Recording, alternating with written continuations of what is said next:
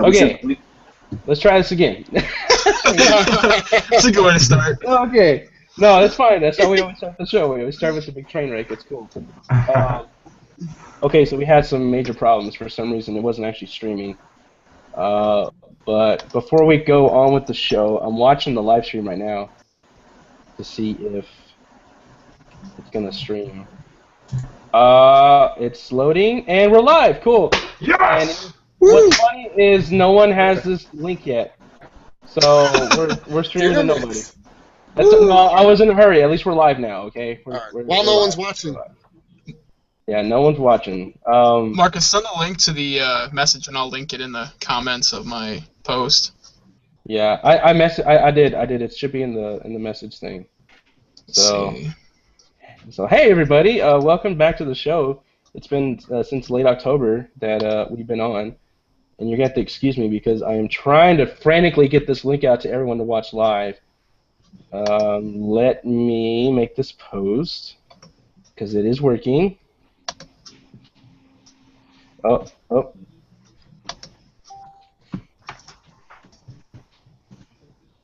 I'm just going to make Justin Wilcox do this. I don't need to do this. Alright, so let's get on with this. Alright. So welcome back. We are here. We're live again after several months of dormancy. We have quite a good show lined up for you guys tonight. Hopefully no one's left because I think everyone was like on the edge of their seat trying to watch the show and then it didn't work. So we got it working now. I just checked the link and we are actually streaming live now. So we're good to go. So we are. There goes Shane. Shane Adams is in the house. He is currently cooking a steak, so you got to forgive him. Anyways, we're back. Woo!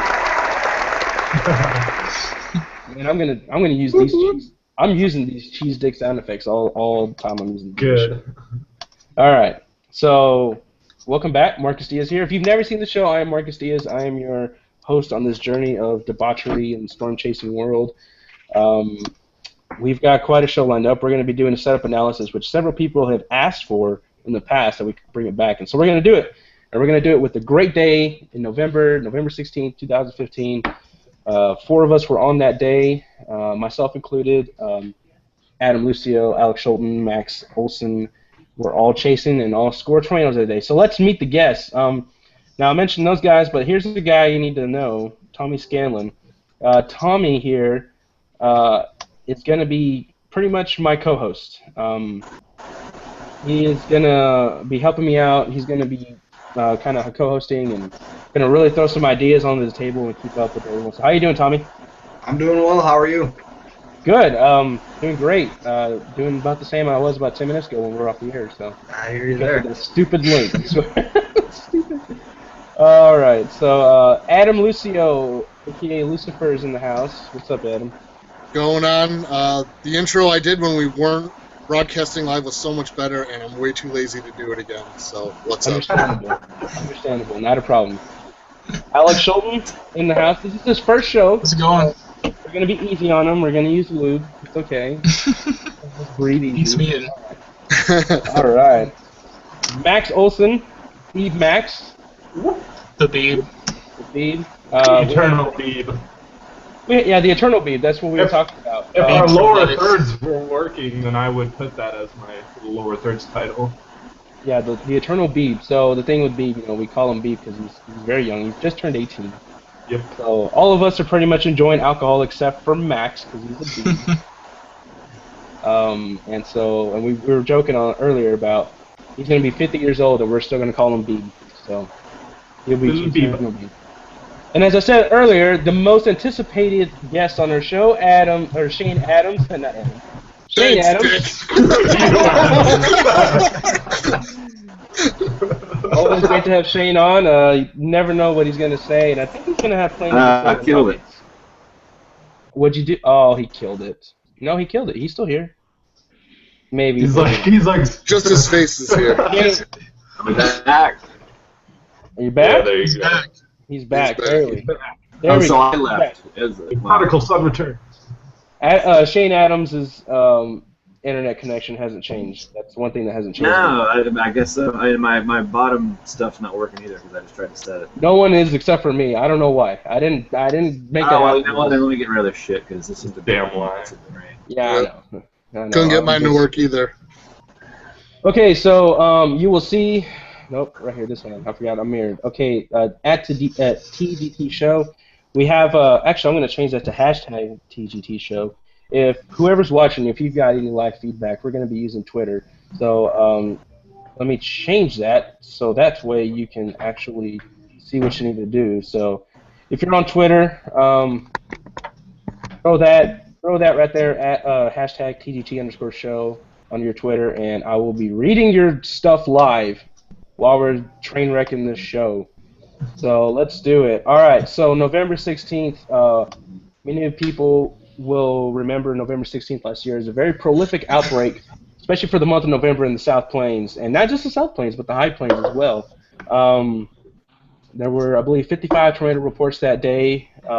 Strongest tornadoes ever in the history of ever west of the 100 meridian, which is the Texas-Oklahoma border.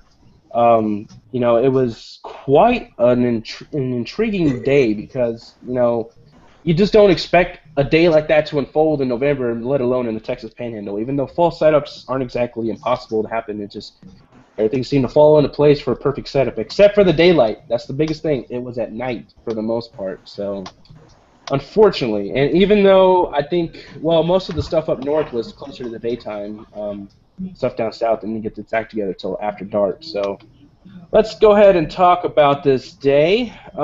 Max, I believe you have our information. Max or Alec? One of the two. You have our Alec. information? Alec. All right. Maybe we should have taught Alec how to screen share because I don't think we did teach him how to I don't think screen you share. did, yeah. I forgot. All right. Okay, so on the top left where that little pull-out bar is, you'll do screen share. And then when you hit screen share, you'll do the entire screen, and it'll come up to whatever Okay. you're looking at. So make sure you turn off all your porn because that would be bad for my show. No, that'd be nothing new, actually. Probably bringing a lot of people out, you know. Yeah, it might actually bring on a lot of people. Let's try this.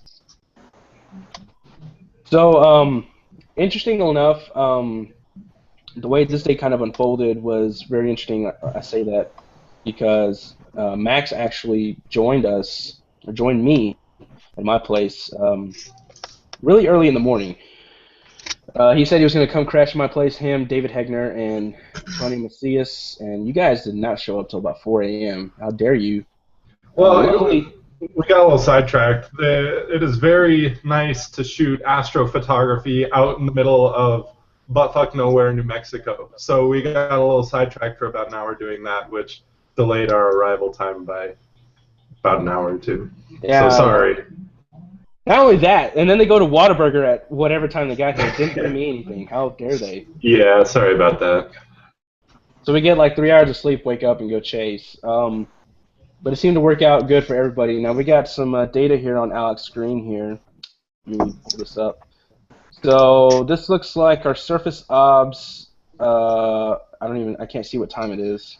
Yeah, these are temperature and dew points at 16Z. We'll go forward to afternoon, if I can. There we go. We'll start at 18Z, I guess. Yeah, we had So there's your service ops right there at 18Z. I would say unseasonably moist air in the way that we had mid to upper 50 dew points kind of rolling in through the southern plains. Yeah, even like Central Texas, you have 60-degree dew points there, 66. Where's that? San Antonio, 63 even in Lawton, it looks like. Yeah, so we had very good moist air. Had this huge trough bombing in from the west coast. Yeah, I can show that on 500s here. Yeah, go to the 500s. That's 0Z, so that's right about the time. Yeah, look at that thing. That's huge, about huge low. 90 knots. I want to say your jet streak was about 90 knots at 500 millibars, punching in right into northeast Panhandle. Classic Four Corners low. These Four Corners low right there. are very favorable for the Texas Panhandle. That's kind of one thing we look for out here. Yeah, this was the big concern: is was your energy going to make it in time for tornadoes in the daytime? And it did, but it's a little bit late. Yeah, if it would have been a couple hours early, we would have had some serious daytime tornadoes, I think. Yeah, you can see how that thing just ejects and. Now, not only was 0 this Z. attractive, the 500s were just attractive. Go to the 850s as well. This is your low-level jet. Oh yeah, I want to The say with low-level like jet was insane. 40 knots out of the southeast. Yeah, look at that. Yeah, 40 knots southeasterlies. Beautiful close low up here too in eastern Colorado. Yeah, and you had tornado reports all the way up in northwest Kansas and southwest Nebraska, right on that southwest corner, or that area right on the corner of the low. Right here, northeast corner, you had tornadoes too, right on the triple point, basically. Yeah, I mean, there was some very impressive shear dynamics mixed with some very unseasonably moist air in the area. Upper level winds, I believe they were pretty crazy as well. Yeah, let's check 300s. Your venting winds, as you see there. Yeah.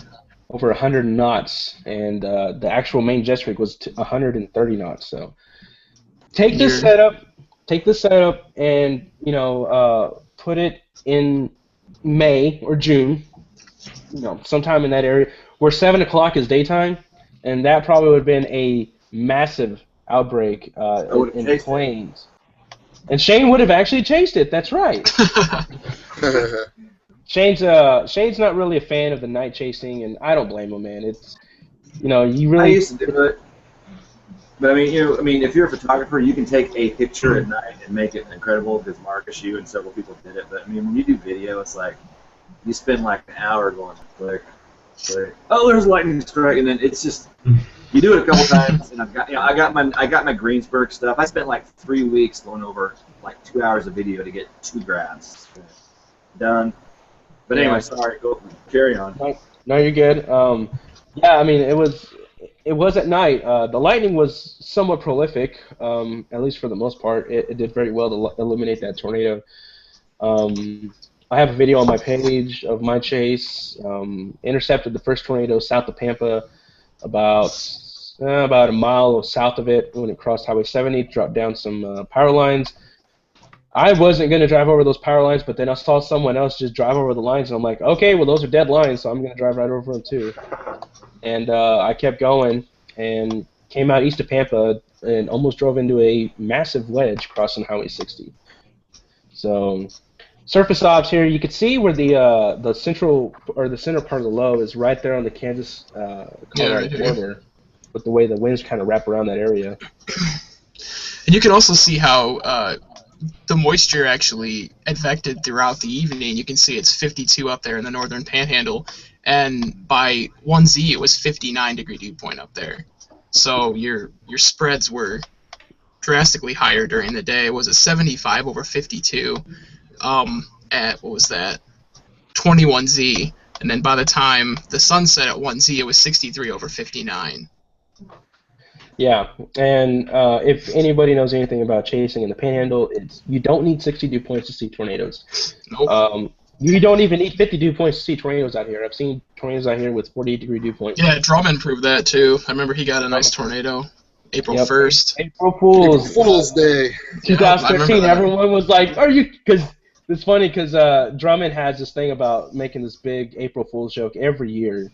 I remember one year he had like his van got torched in an arson case and stuff like that, and so of course Drummond posting a tornado on April Fool's. Everyone's like, David, come on, man, we've seen this before, and it was actually a tornado on the ground in the Panhandle.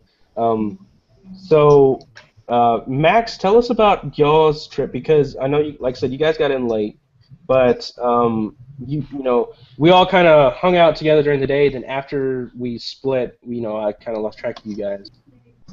So go ahead.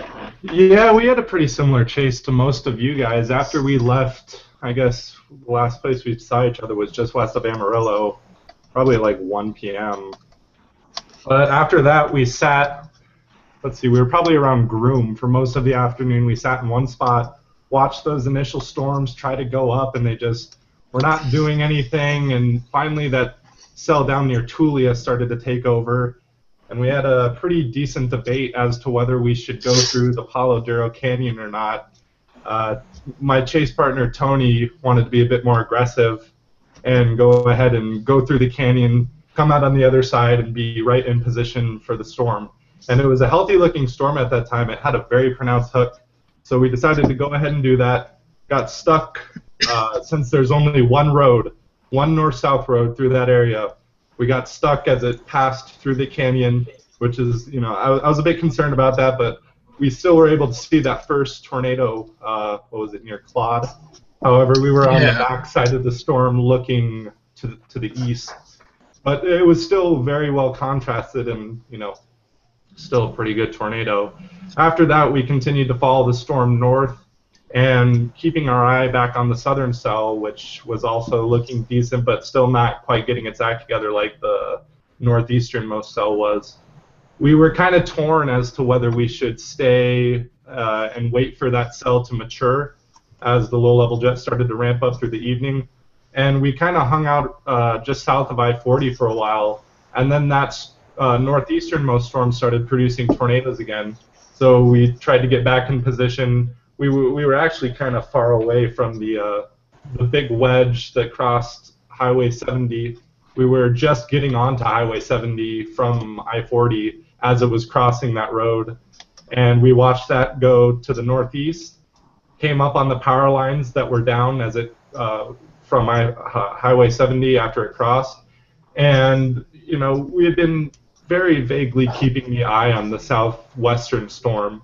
And as we turned around from the down power lines to try to find a new route, I looked out, because I was sitting in the passenger side, I looked out my window and saw a very sculpted updraft with a feature underneath it, and we couldn't quite tell what it was. Was it a rain shaft? Was it a big tornado? It was just too hard to tell. So we got out of the car and tried to determine what it was. And it took a massive power flash to finally decipher what it was. So we watched that tornado go through, or I guess it didn't go through anywhere, but just east of White Deer, Texas. And this was probably when Adam and Alec passed by us on Highway 70 because we were right next to each other. And the second Pampa wedge touched down very close to our location. And we got some cool video of that as it moved off to the northeast.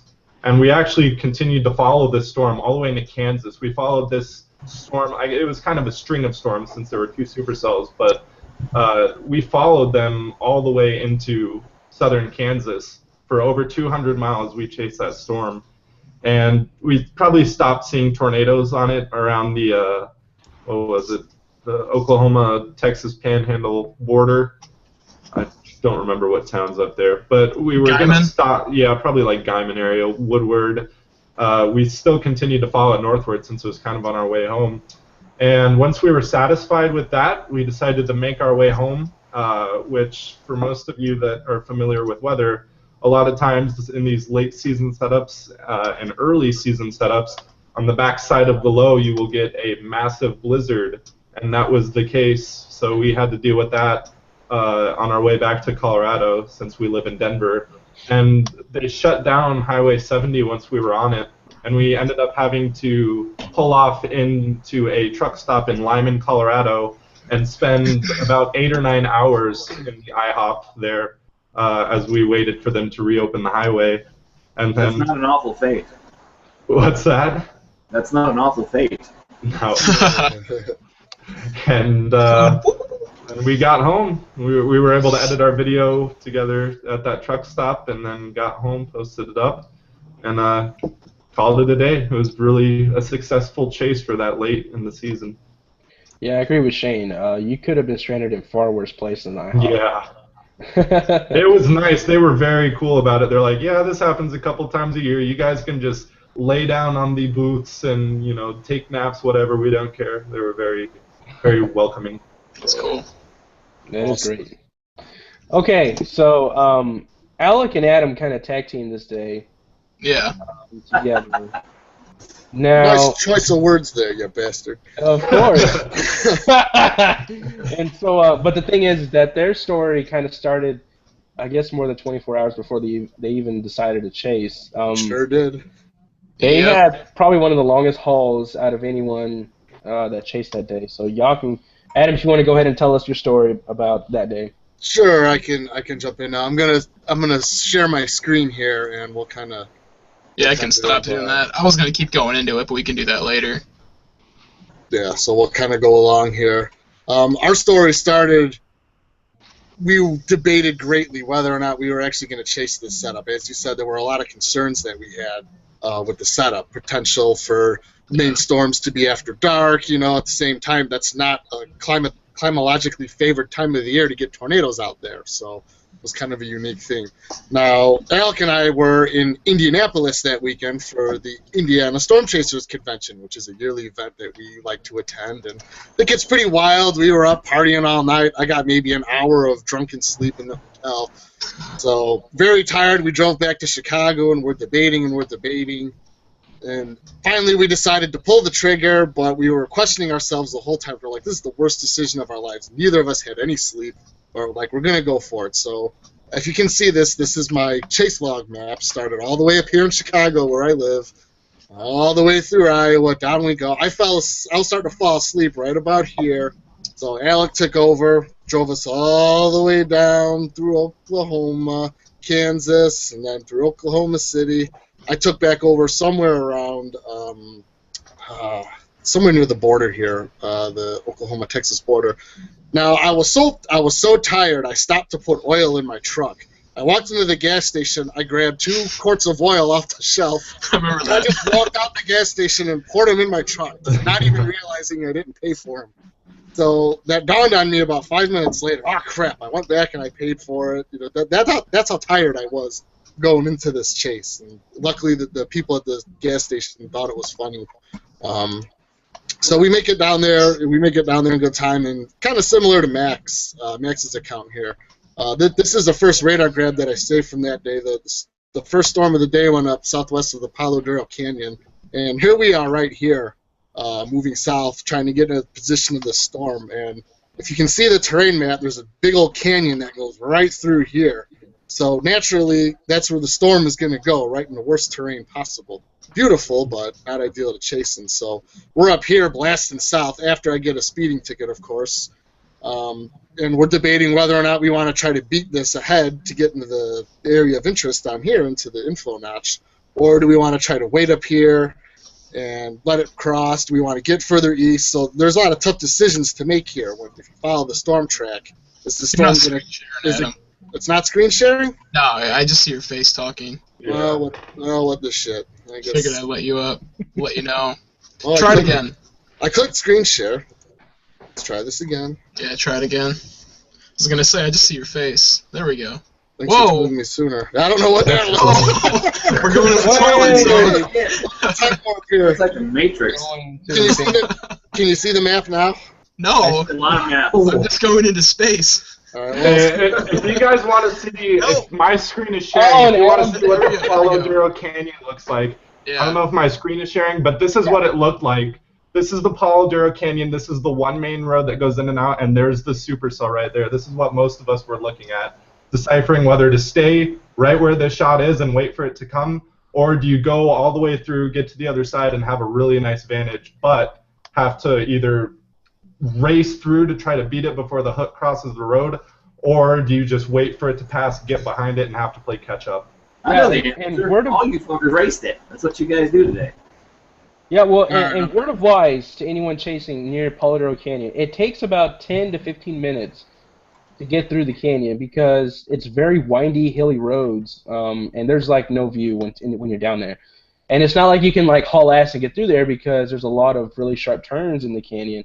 The road kind of winds through there and stuff, so... It's just as fast to go around. Yeah, I mean... pretty good viewing in the canyon, honestly. I have a couple pictures here I can pull up. My back. Yeah, you're good. Right. You're not screen sharing, but... When I went to close the screen share window, I accidentally closed out the whole window. So, yeah, I don't know why the screen share isn't working. Let's try this for me. I clicked on it, and as you saw, I went, made some weird time warp thing. Oh, mine's doing that too, isn't it? Oh my god. Oh, it's doing it. There he goes. No. This is a train wreck. Oh, man, these are archived too. Oh my awesome. god. I know, this is going to be great. I'm trying to show Adam's art. Try this. Alright. Yeah. Alright, there we go. Am I at least on a page and not No! flying into the Matrix? What a disaster! Oh my god. There you go. Ah, Oh my god. Okay. There, are we good? yes. Okay, Wait. good. Yes! All right. Hey, Marcus, I Got think it. you're good now. You're good All now. right. So, yeah. I was So doing it this just was- fine, though. This was my view. There's a little overlook on the north part of the canyon that looks over the canyon, so you kind of have a high elevation, and you can see this is when the storm was coming at us from our vantage point. If there was a tornado, we would have seen it. It would have been really far away. But this is when it was still south of the canyon, coming at us. We were having to dodge some hail because it was coming right at us. Eventually, I retreated back on top of the cap rock, and the storm put down a nice wall cloud at daytime. I was really hoping it was going to drop right here. Yeah. It was so close. It was rotating like crazy, and it never did right here. But, of course, I missed that first tornado south of Claude because I decided not to drive through that muddy road, on that back road, that FM road. So I had to punch through the storm and go up high or down 287. This was south of Groom. I think a lot of people, you guys are talking about this, that tornado south of Groom. Mhm. Yeah. The lightning was making it difficult, but I was still able to get some stills of it. That's kind of the whole storm base structure right there. You can see the RFD cut right through here, and the tornado, brief tornado right there.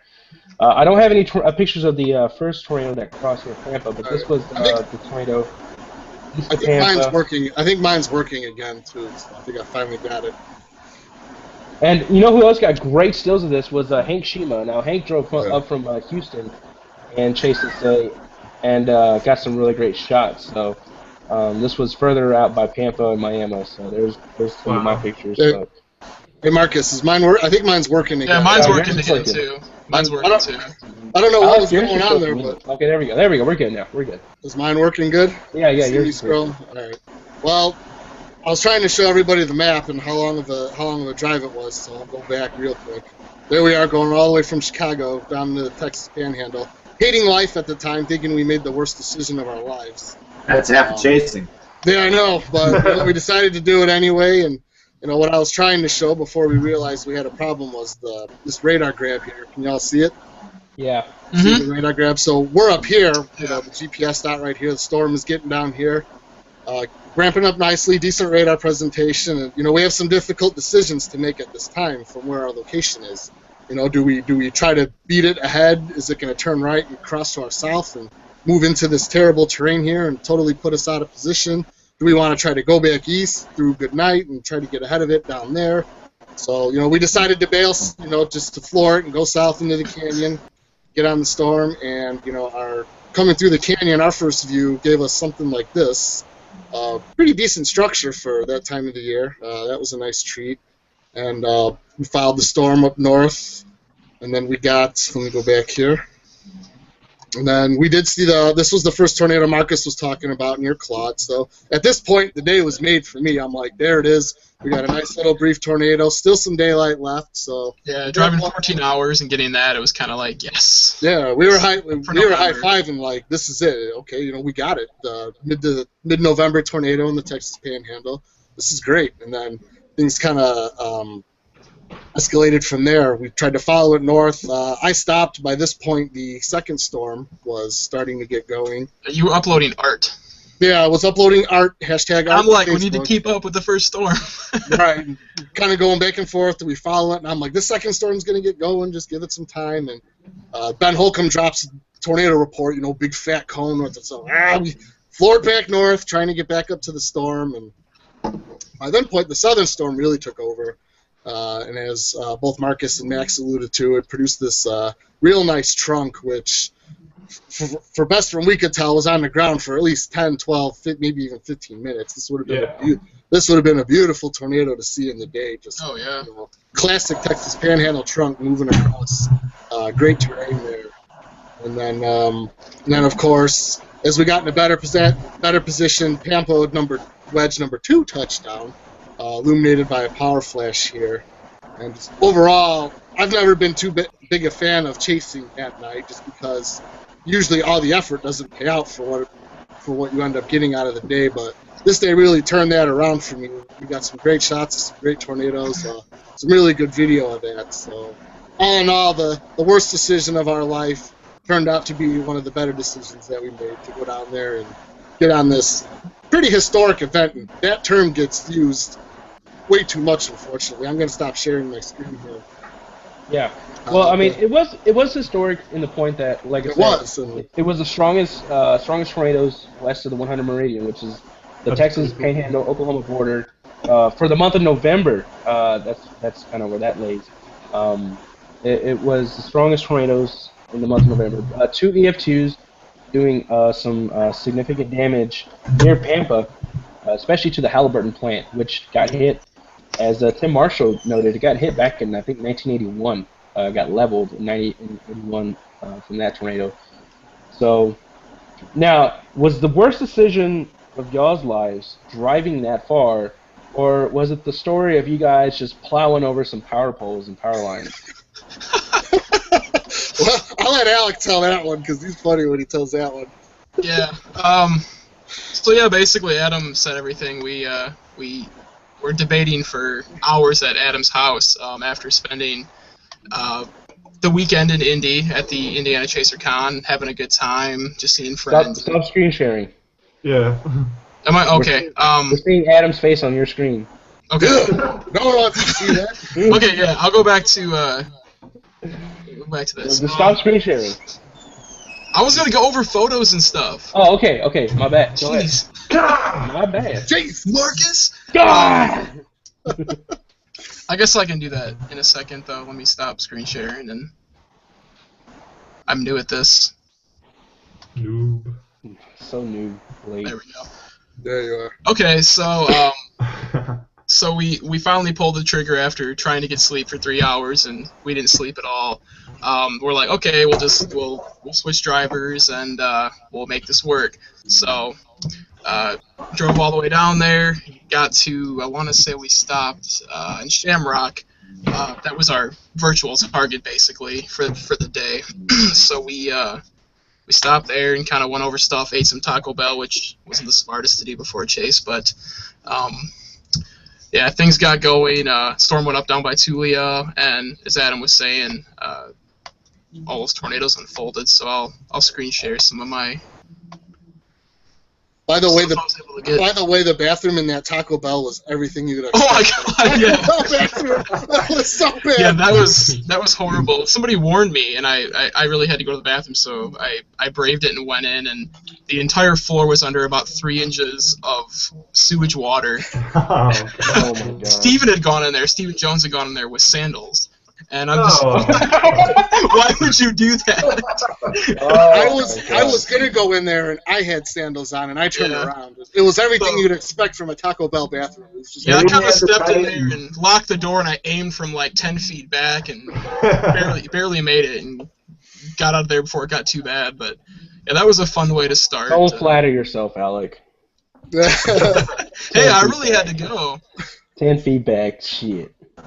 Anyway, go ahead. Keep going. So, yeah, as Adam was saying, let's see if the screen share is working now. It is. Yeah. Okay, so he already went over the Claude tornado. We went in the canyon.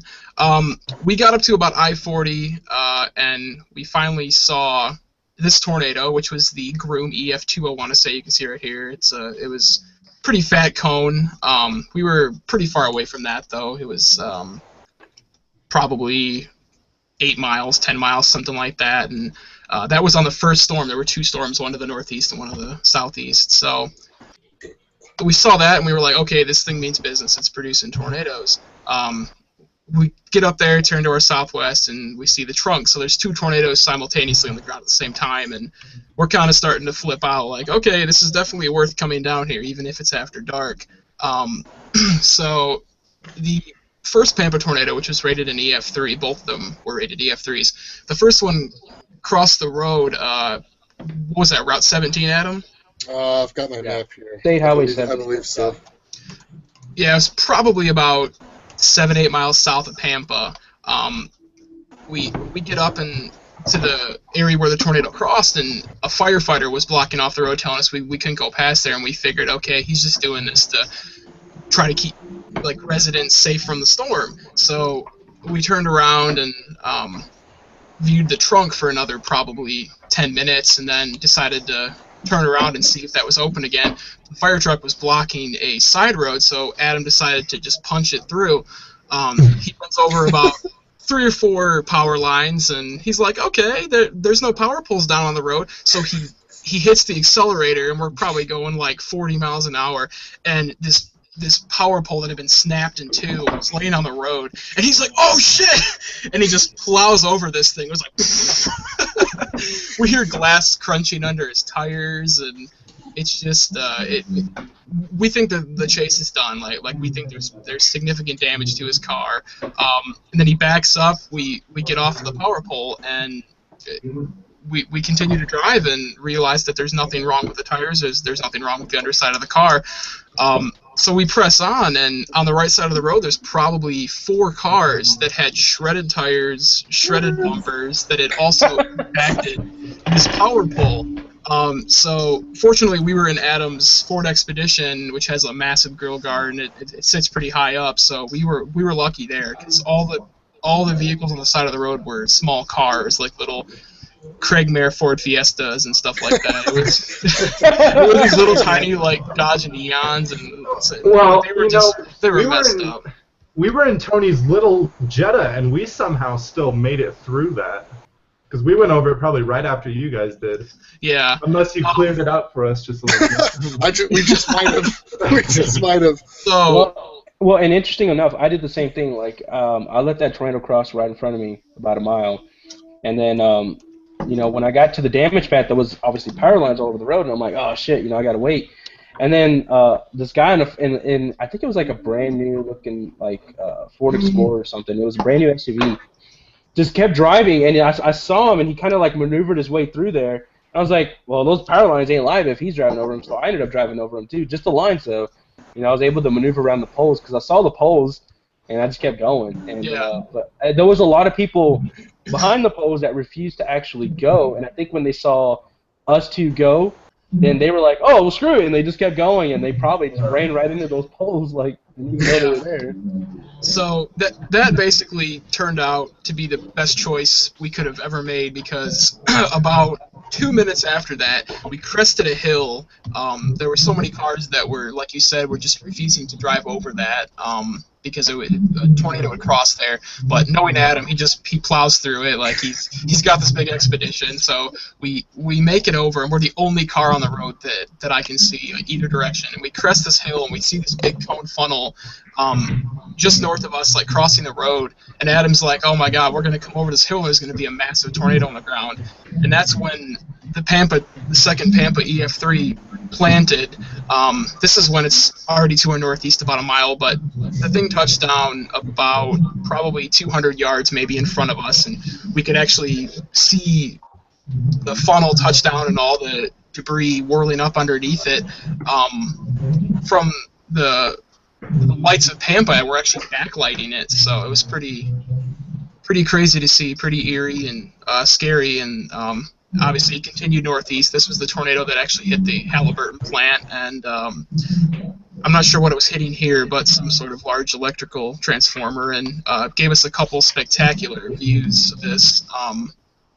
You can see right here just how close we were to this here, even in the dark, but it was a pretty crazy tornado for after dark. So we continued northeast after this, and we originally thought it was one long track tornado that just didn't lift off the ground, but later learned that multiple wedge tornadoes had touched down from the storm, and there wasn't a lot of lightning, so we weren't able to kind of see each individual cycle, but there were satellites at one point. Here's one of my screen grabs that I got. You see the big wedge right here. This is up by Miami, and there was a satellite trunk over here, and this obviously does no justice to what we were actually witnessing, but there were satellites multiple times, and here's a here's a screen grab of the one that Marcus has some really awesome shots of. Ben's got some cool shots of this too up by Miami. Just a huge wedge right off Highway 60 there. So I think Adam and I counted 8 or 9 tornadoes from the storm throughout that night, and 14-hour drive. It was definitely worth it. Probably top 10 chase for me, even if it was after dark. There's just so much craziness and so much adrenaline pumping throughout the night. But that was one of the most like giddy I've ever been during a chase. Yeah, let me see if I can show Adam's video here with the power flashes. Yeah, see if that'll Here show. we go. Yeah, it'll get going. So here we're driving north on 17 south of Pampa, and you'll see. Ooh, make me money. Aww. One day it's a little jumpy. The stream's a little jumpy. Yeah, it's a Yeah. little... So you probably missed the. There you go. That's the real time. So here to slow down, you can see just massive tornado. This was impacting currently the southeast side of Pampa. So yeah, pretty crazy. So that's the second storm, right? That was the storm behind the leading. Yes, storm. this was the Yeah. flanking storm Okay. that also produced the trunk. So basically, we watched the trunk to our southwest, and just kind of waited there. We didn't race ahead to continue with the first storm like people like I know Ben did, and I think Dick McGowan and all those guys did as well, and then came I back did too. southwest. I Yeah. did not. I would say I did not see any tornadoes from that black storm because I was not even paying attention to it. I didn't look back or anything. Now I did see a tornado after I had bailed on the leading storm, which was between Canadian and Miami. I bailed on that first storm and looked back and waited for that one, and then I saw a pretty stout, stovepipe out, 10 miles away. But I didn't even know that storm behind me was producing the entire time at all. Like, Yeah, it almost benefited us for being late because we were late to that first storm. Adam was uploading some pictures and video, and we saw the first Groom tornado and the first Pampa EF3 that I know Ben and Marcus and a lot of others were really close to. We were pretty far away from that, heading north, and then the flanking storm was just to our west, and we were kind of had our eye on both storms, so we sat in the middle and waited for the second storm to cross the road north of us. That's when we kind of made our northward move on 17 and watched Pampa 2 touch down right in front of us, and then just followed that storm all the way up. And I think that ended up being the prolific tornado producer of the day. I think that one produced more tornadoes and probably stronger tornadoes, more than just one EF3 as the first storm did. So I've got my map. I've That's got my what we map did. here on screen share. I can kind of show what we did. If you guys aren't seeing it, let me know. Yeah, we see it. After we we can came see up, here was our position where we turned around in the canyon, and then we kind of went north. Saw the cloud tornado somewhere around here. Then we went north, back down on the highway here. Here's where I pulled off to kind of upload a video. This little, I pulled off right here. At this point, that second storm was going, and I'm like, oh, we got a new storm here. This one's going to take over. This one's going to be the guy. So, we're debating it. Do we keep following the storm? It's moving away from us at 70 miles an hour. We got this new storm forming. So we kind of sat there. I wanted to wait for it. But then Ben reported a tornado, so we took off. Back up we go. I-40. We were watching those tornadoes from I-40 here. Then we got off on, this is Highway 70, which is the main road going up into Pampa. 70, that's what it was. Yeah, 70. And then the firefighter roadblock was somewhere about here. So we turned around, we went down to the side road here, and about this time is when we looked behind us and saw that the second storm was now producing. So we first pulled over right about here. This is McCracken Road, I guess. Just turns into Highway 749. So we kind of watched both tornadoes from this location here. The trunk being out in this area here near White Deer, and then the other storm producing tornadoes up here. And then, as Alec mentioned, after about 10 minutes, we decided, well, is the roadblock really a roadblock? So we proceeded back up somewhere around here where the GPS thing gets kind of bumpy. There's where we turned around the first time. And then, the rest is history. We decided to plow through, followed it as long as we can. There was damage here blocking, so we went around Pampa this way. And pretty much everybody ended up on, was it Highway 80 or 60 or something? 60? 60, I believe, yeah. That's where it goes all the way up to Canadian. Pretty much everybody ended up going up on 60 until just just north of Canadian, where we started to run out of gas. My fuel light was on, the gas needle was pointing towards me, and there ended up being about 4 of us with our fuel lights on, not sure if we were going to be able to get gas. The power was out in Canadian, so we then came back south to here over to Wheeler, where I put the most gas I've ever put in my truck. It's a 24-gallon tank, and I put in 23.94 gallons or something like that. So Wow. we almost ran out of gas that chase. Thankfully, we didn't. Okay. We almost ran out of gas too. Yeah. Okay. So let's talk about that because a lot of I know that. Yeah, Marcus, you were there. We met up with you at that point. Yeah, we did. So here's what happened. Okay, here's what happened in my eyes. All right, and this whole thing about running out of gas actually started before the chase even really got started because, I was actually hanging out with Connor McCrory and Dick McGowan, before the chase really started, and we were south of the Polidoro Canyon, just hanging out, waiting for the storms to get there, and then finally we decided, well, let's get north of the canyon because the storm coming up at us needed to mature, and we were going to get north of the canyon and watch the storm. So we drive through the canyon, get on the north side, and we pull over. And about the time we pulled over, there was a storm blowing up just to our west, right over near the canyon rim. And then there was a further storm way out by Tulia that was still coming at us, which would eventually be the first big tornado producer. And so Dick said, hey, we're going to go up to Claude and top off, and then we're probably going to chase this rain shower that's popping up now. And he's like, and even Dick called it. He's like, I guarantee this little rain shower is going to produce tornadoes later. And I was like, well, yeah, probably. I mean, it might. But this storm behind me was so healthy on radar. And so they go up to top off and gas and Claude or whatever. I'm going to say I had about 3/4 of a tank left in my car. And I'm like, I should be good for, I should be good to chase. And then by the end of the chase, I'll probably need to fill up, but that's no big deal. So I'm chasing. I go through Claude, I go through Groom, which is a fuel stop. And when I go through Groom, I'm at half a tank, and I'm like, okay, well, I still should be all right. And so, as I'm driving north, see the first tornado near Pampa, and the first thing that popped in my head was, like, should I go up into Pampa and fill up? Because, like, I was below half. I was probably about 3/8 of a tank, and I was like, I'll just keep chasing. And so, all the tornadoes between Pampa and Miami and Canadian happened. And I go through Miami, and the power's out of Miami, and I'm like, okay. Well, now I have to get gas in Canadian. Well, I get to Canadian, and the power's out in Canadian, and I'm like, oh, shit. That was our thought, too. I was like, crap. Yeah, we thought we were screwed. Like, we thought we were done. So I was like, well, crap. I don't know. I guess, and I don't know why. I kept following the storm. I followed it all the way to Glacier, which is probably another 20 miles northeast of Canadian. And by the time I stopped in Glacier, I looked down, and my miles to empty was at 32. I had 32 miles to empty. I was like, okay, hopefully the power's back on in Canadian.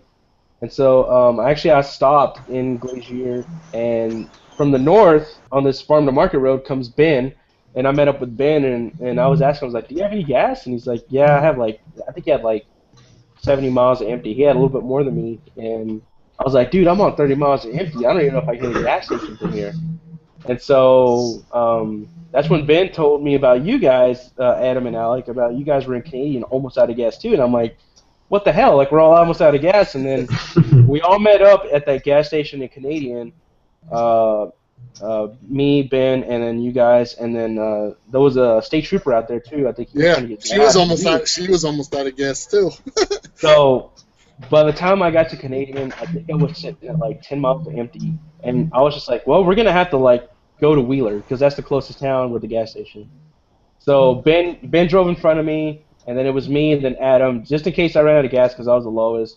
I mean, I swear, we got on the other side of Canadian, and it just read 0 to empty, and I'm like, well, we'll see how far this goes. And I literally went from 32 miles to empty in Glacier, had to drive 50 miles to get to Wheeler, and I just made it. I think I put in like $10 worth of gas because I didn't want to like spend all that money on that gas in Wheeler. But yeah, that was kind of weird. A lot of people were giving us shit, like, in StormTrack and other threads on Facebook and stuff about, oh, well, what kind of morons run out of gas after a chase? Well, that's why, because two towns that were, It happens. fill-ups. When you're actively chasing for 4 hours, like, if you think about it, how long do you drive before you need to fill up? It's about 4 to 5 hours between fill-ups. So when you're on an active chase for that long and the storms are moving that fast, you don't stop. And then, as you mentioned, the power goes out. Yeah. That's another thing. I got to Groom, and that's when I was thinking about filling up. But that storm was already way north of Groom, and I was like, shit, I can't stop and waste time because this thing's moving 50, 55 miles an hour. Mm-hmm. Unfortunately for me, that's not the first time I was in that situation. That happened to me on April 27th, 2011. We actually had to sit at a gas station for 4 hours until Bill Oosterband came down and brought us some gas, just because the whole northern half of Alabama was out of power and people were there just out of gas. So I may start carrying a couple extra gallons with me on a chase if I can. The Just bomb. to plan for that. Especially me, I drive a big gas-guzzling hog, so the thing only gets 15 miles a gallon. So, for me, when that fuel light pops on, I'm like 30 miles to empty. So there's not a lot of wiggle room there if your one town is out of power. So I may start carrying an extra gallon or two with me from now on. What's funny is we were sitting outside of Canadian watching the storm. We're like, okay, we're just gonna go into town and get gas because we were in the same situation as all of you guys, and we were sitting filming the storm, and I have this on video somewhere, one of my videos. But then we watched the power go out in town right as we were sitting there. We could have easily just gone up the road, got gas, and then shot video on the other side of town. But no, we had to stop south of town, shoot video, and then we just see the power go out, and we're like, oh no. Yeah. We actually, Jeff Petrowski too, he was out of gas too. We ran into him at the gas station. That happens Everybody on was. those days. It happens on those days because you want to keep up with the storm, and you're conscious of it. You're watching your fuel gauge get lower and lower, and you're like, do I have time to stop? Well, no, not really. That happened on June 5th of the same year in Colorado there. That little town, there were a lot of people out of gas that day. I was okay, but I went to stop in the little podunk town. I think it was Kirk. Yeah, Joe or Kirk or something. Yeah. Kirk. There was like one little gas station, just a little gas pump sticking out of the ground, and like four chasers came up. I'm almost out of gas, and I'm like, the pump doesn't work, so you can try it. It's just one of those things that happens. So you got to just start being better prepared for it. Yeah, we would have loved to chase that storm into Oklahoma Panhandle and Kansas because it kept producing tornadoes, but we had no gas, and there were no towns between Canadian, which was out of power. I don't think there were any towns until like Guyman. I mean, so we definitely would have ran out of gas on the side of the road in the middle of nowhere. So we had to make the call to turn around and go to Wheeler. You guys didn't miss much. Once it got towards Wheeler, it was very HP. Yeah, and I learned later that I think Higgins or Glazier, there is a gas station that's kind of small and local, but oh wow. I mean, I don't think they would have. I think it's one of those places that probably cash only. So probably, yeah. Leave it in the bucket. Yeah, right. Yeah. All right, so that's November 16th. We'll move on. That was a great chase. Like I said, transplant that into May, that same setup and system into May, and we would have been restored. I mean, that's a career chase during the day. Easily. To wrap it up, it changed my opinion of nighttime setups. Like, I've seen tornadoes after dark. There's always I don't got no video stills, nothing worth it. That day kind of changed my perspective a little bit, so I'll give nighttime setups more consideration. And it's much different if you're in the jungle where you can't see anything, or in the Texas Panhandle where every tornado we were able to see. Even amongst the lightning shots, we probably saw those tornadoes for 25, 30 minutes at a time. I mean, it was just crazy. Like, if you're in Dixie Alley, though, you see it once between the trees at nighttime. I don't know if that's worth it, but flat terrain for sure. It's not worth it in the daytime. Yeah, it's fairly not worth it in the daytime. Well, no. We looked out. We scored February 2nd this year, and we just happened to be in this clearing in Alabama where we could see it, and we had to let it get really close to us just to get kind of in a good position. But yeah, I agree, man. I don't know if I could ever chase Dixie again, especially Alabama. Mississippi probably wasn't too bad in some spots. I would give Mississippi a chance. Western Mississippi is pretty good. Mm-hmm. Yeah, along the river there, that's some of the flattest pancake terrain. In the river basin, it's fantastic. It's so flat. Northeast Louisiana and the Missouri Boot Hill can match Eastern Colorado. Oh yeah. Clarksdale area all the way up to Memphis, basically. It's just flat right by the river there in the Delta. I would even, and it's such a small area to give a shot at. But Hmm. even, if you've ever been that area between Tupelo down to Columbus, there's like that stretch of highway. There's actually, I would compare it to like maybe Western Missouri, where it's kind of tree. There's kind of trees. There's It's kind of open doable. fields. It's Yeah, it's So, doable. That's kind of how I'd compare it. But once we got back into Columbus and past Columbus, I'm like, we're gonna die. There's just lines of trees and gnarly hills out here. I thought we were gonna die, and we kind of almost did, but we had a, that tornado touched down right in a nice little flat area. I'm like, these guys, they right there in a little. yeah, you flat guys had a hell of a area. view. That was Yeah. great. Yeah. But still, I don't know if I would have done that in the nighttime. Like Oh, no, nighttime no, in no. Dixie, fuck no. Count No, me well, out. that's the thing. It's like once we intercepted that tornado, we had to like go back southeast and then back northeast to try to keep up with it. And I was hauling ass trying to go northeast in this Mhm. trees and shit. And it was already getting dark. And by the time it was like right around sunset, I was looking around. I'm like, guys, do we even want to keep chasing this? And they're like, nah, we got our footage. Let's just stop. And so we stopped at a gas station in Reform, Alabama. Um, so yeah, we looked out. But man, Dixie Alley sucks, man. I don't. Yeah, And it does. Tennessee just sucks as bad too. We actually popped up in Tennessee for a little bit. But the cool thing is that little hat on Dusty over there. See, right there, that's Scanlon's. Scanlon's hat. He left it in my car, so he's Axe. yeah. So he left me a little souvenir there, luckily. But okay, so we're done. We're done talking about these weird setups. I guess I don't know. One thing I wanted to touch on, it's kind of this project that I really wouldn't say I took on, but I'm kind of helping out with, and I think a lot of you remember this, and this was a big topic in December, the whole Dick McGowan versus the Amarillo Weather Service incident back on December 12th of last year. So, for those of you unfamiliar, Dick sent in a report of a tornado near McLean, Texas, which on radar, I mean, I gotta say, on radar, that storm looked like fucking puke. It looked like Wasn't a dick. storm. It was pathetic. It wasn't Didn't much. even have lightning. No, it was like barely like greens and maybe a splotch of yellow on the DBZs. But the thing was, is that storm crossed the boundary and it dropped a tornado for about 2 minutes. And Dick sent a tornado report to the Weather Service, or actually on Twitter, to the Weather Service via Twitter.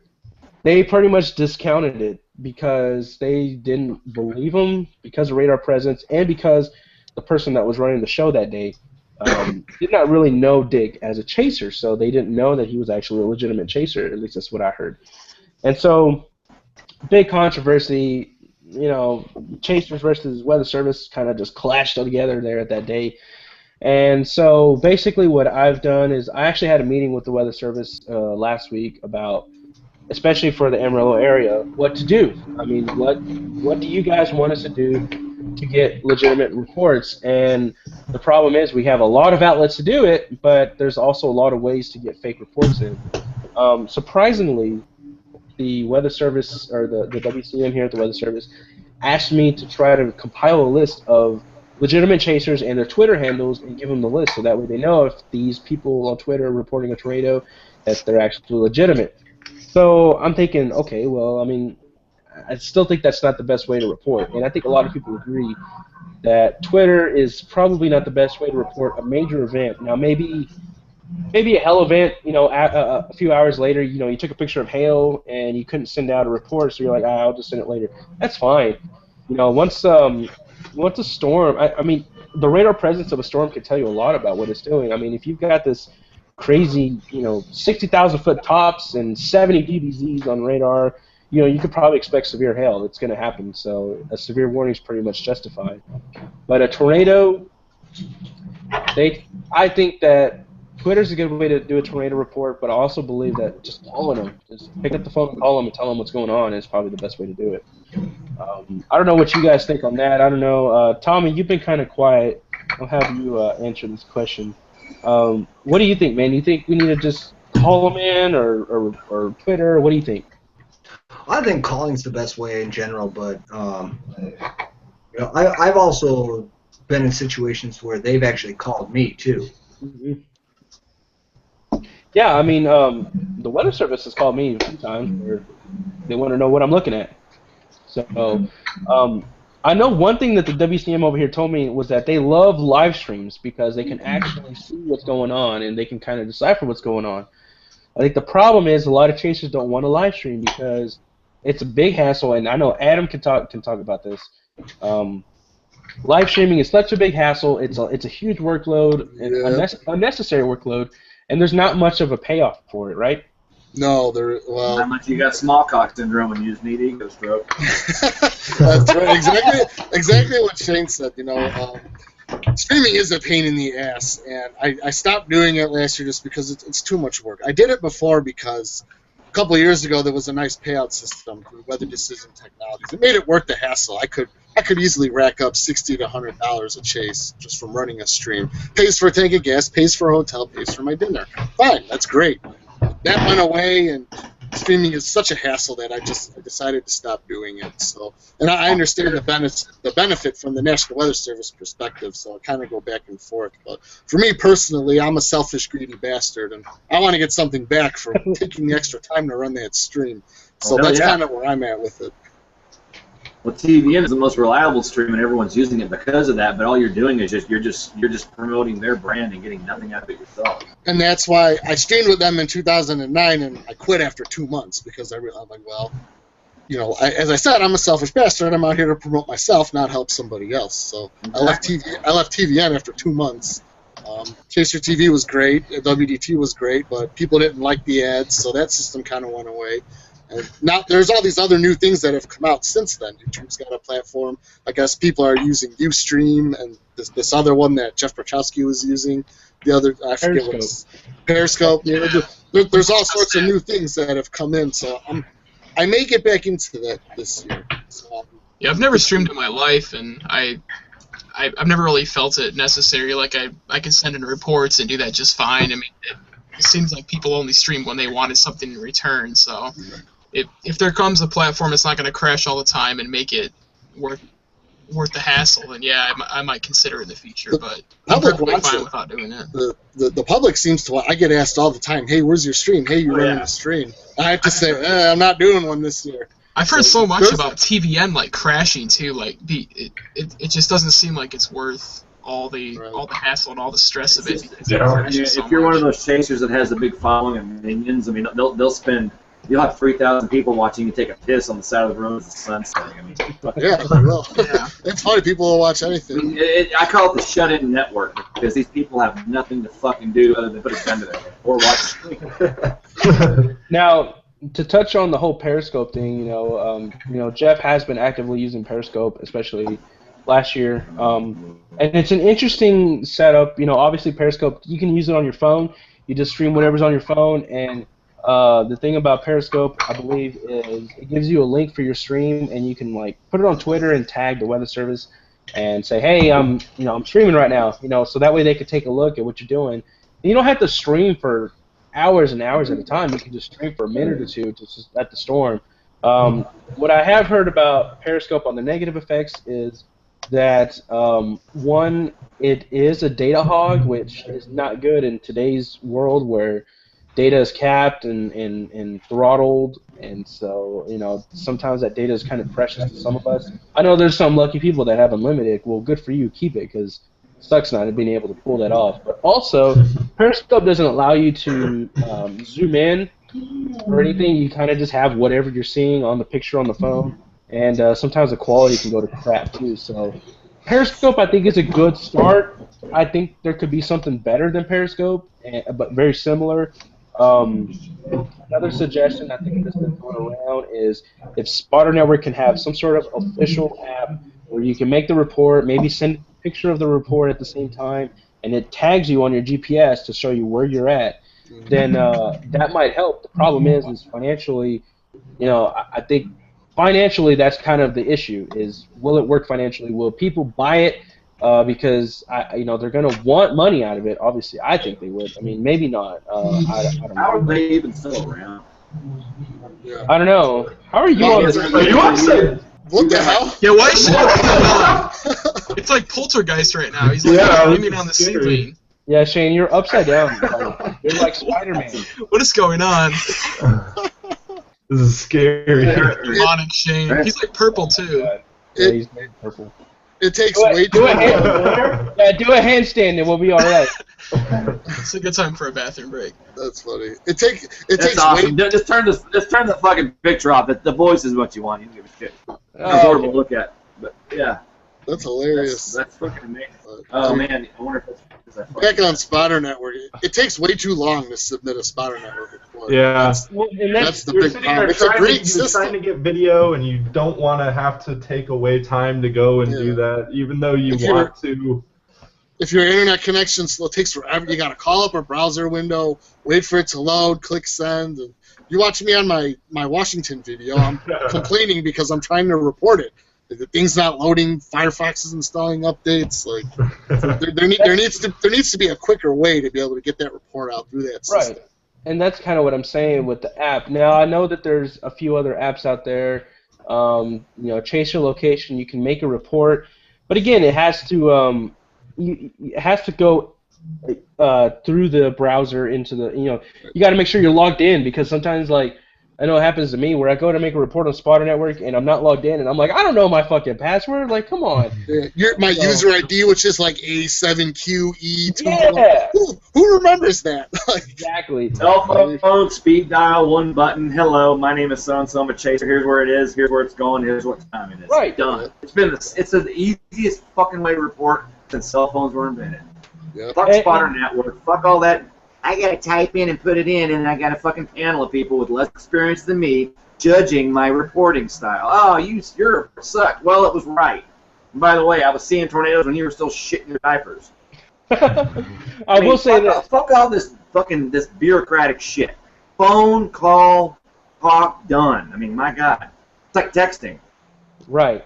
I will say this. Here's the one advantage I know that Spotter Network has. Now, I don't remember who posted this, but I remember reading it. I think it was actually on Stormstalker somewhere. There are some offices that where Spotter Network no longer goes straight to the NWS chat, but it does go to into AWIPs, and it does go the reports obviously go on a GR level analyst, and so they pop up the reports on radar, which. That's just, come on, man. I mean, why would you want to have that delay, especially if there's a tornado on the ground? Because you're dead by the time it's done. Yeah, exactly. And especially on days like November 16th where you got tornadoes moving at 50, 60 miles an hour. I mean, you're going to report a tornado, and by the time it shows up on GR2, it's 30 miles up the road.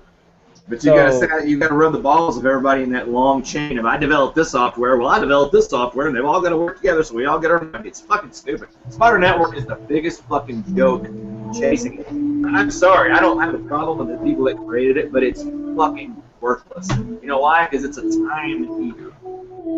Here's my suggestion. Here's my suggestion on what you do. Now, if you and this is good if you have Twitter too, because here's what you do. If you have Twitter and you're gonna chase at a certain area, hit up the local NWS office and send them a tweet before you're chasing and say, hey, this is Storm Chaser so-and-so. I'm in your area. Here's my YouTube page. Go look and see what the fuck I've done the last 20 years. Yeah, if they don't know who you are, then maybe you can link them to your page and be like, I'm a legitimate chaser. Here's my page. Blah blah blah.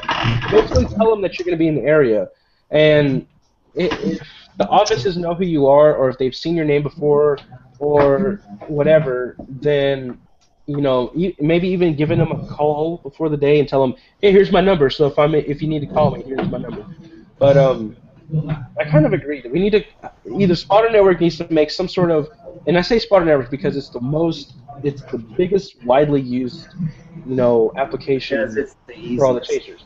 It's it shows your position. And their test is shit because I failed it. I failed their test. Well, sorry, I can't be a part of it because I don't make the grade. Yeah, but I mean, aside from the test, I mean, it's good to say where your location is, and you can make reports through it. Now, if they can just simplify how to make reports, it would be worth it. You would have a lot of chasers on Spotter Network using the app or using the website, but you can't make it based on the browser. You've got to be able to do it. You should be able to report from the application itself, not from the browser. And there should be a filter because we have all these fake reports and all these fake names and all these shitty reports, and that's why Dick had the problem he had because of shit like Spotter Network. It's like a wide open filter. It's like Windows back in the day. Oh, you want to go to this website? Sure, go anywhere. We'll just frolic through the trees because there's no system designed to warn you, hey, this could danger your computer, this could hurt your computer, this is a virus. You know? It's just wide open. And how many years and how many times have we seen incidents where, well, don't take reports from this guy, don't take reports from this guy person. Why are they able to do it over and over? Fix the problem when you have the problem, and you won't continue to have the problem. Exactly. No, I agree, man. If they can make, like I said, a Sparta Network app, because everyone has a smartphone, well, mostly everybody, everyone has a smartphone, and everyone's usually able to get data somehow. If they can make an app where you can, make a report, and the GPS automatically tags your location, and then even send in a picture, or even maybe even like just a short video. I'll do a selfie with it in the background. Yeah, yeah. Send your tornado selfie. Who cares? Yeah, if you can just send that stuff in, then you have something that a lot of chasers can use, and the Weather Service can utilize it, because I think one of the bigger problems with the Weather Service is they have so many different outlets to get reports in, and not enough eyes watching them. Not only just for validity, but also for especially on the bigger days where you have a lot of big outbreak days and whatnot. You got to be able to see everything, and I think it could be simplified into one app, one location that all the chasers can use. The problem is now is who's going to make it, who's going to do it. I mean, that's probably the biggest question. Who's going to fund it? That's going to be the biggest thing. Another problem is there's no uniform best standard practice between offices. Every office has their own method of doing things. So you're saying NWS Amarillo thinks Twitter's the best way to do it. I would disagree with that, but there are other offices that are like, no, don't use Twitter. We don't watch Twitter. So as chasers, we travel across the country. Every office has a preferred method. So there's no standardization, which I'm with Shane on. Is I think still picking up the phone and making a call is the best way. But now you got to have a list of all your numbers. You got to know where you're at. You got to be able to quickly look up that. There's still challenges with that as well. But what I do is I will call the office that I'm familiar with, and I will tell them, hey, I'm here. I may not be in your jurisdiction. Would you please relay this report to the proper authority? It takes an extra 10 seconds. I mean, to me, a cell phone is it's the number one thing because it's you have the least obstacles. I mean, yeah, they may not know who you are. You may have to sell them on who you are and the ability to report, but you don't have to go through protocol on a computer program like Fire Network. Red flag because you didn't say where you were. Red flag because your birthday was before this date in the year. Red flag because Ben Holton thinks you're an asshole. I mean, there's all these red flags. You said red flag because you said the tornado was 4 miles away, but not which direction. Well, can't you see my report and where the storm is on radar and figure out the direction for Exactly. yourself? Like, come on. What do you think, Beeb? What do you think, Beeb Max? What? What? I'm doing a show? Just about it in general? Yeah, well, I mean, what do you think is the best way for us to be reporting to the Weather Service? Just calling.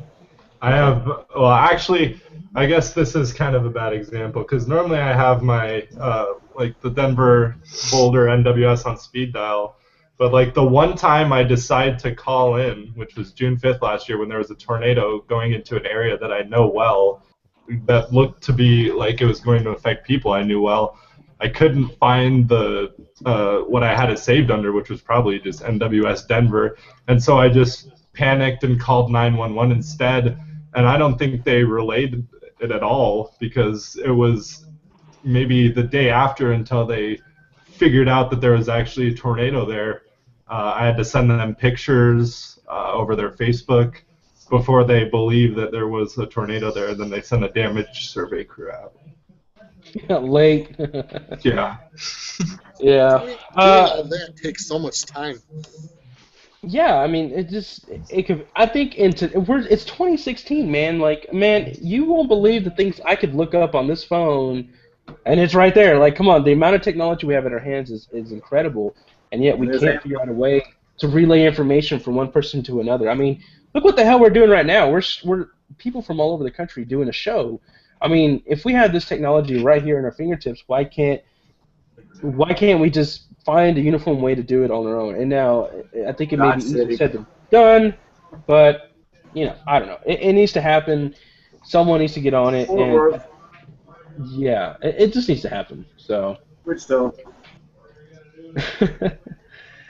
All right. Well, so anyway, if I did put out a status on Facebook, if you're on my friends list, I need Twitter handles for your name. If you haven't done that, so give it to me, and I will send it to the Weather Service in Amarillo, so they could probably forget about it and not take a report seriously. All right, let's I don't move think on. anybody's there. They were short. They are very short staffed in Amarillo. I went over there and they're like, man, we're like 4 people short right now, and I'm like, well, I mean, if you didn't need a damn degree to work here, I might work here, but apparently you need a If degree. there's anybody that's tenured less than 19 years, I mean, I've been working with them since '97. I doubt most of those people are even still there. So. Jose's still there, the lead forecaster. Is he?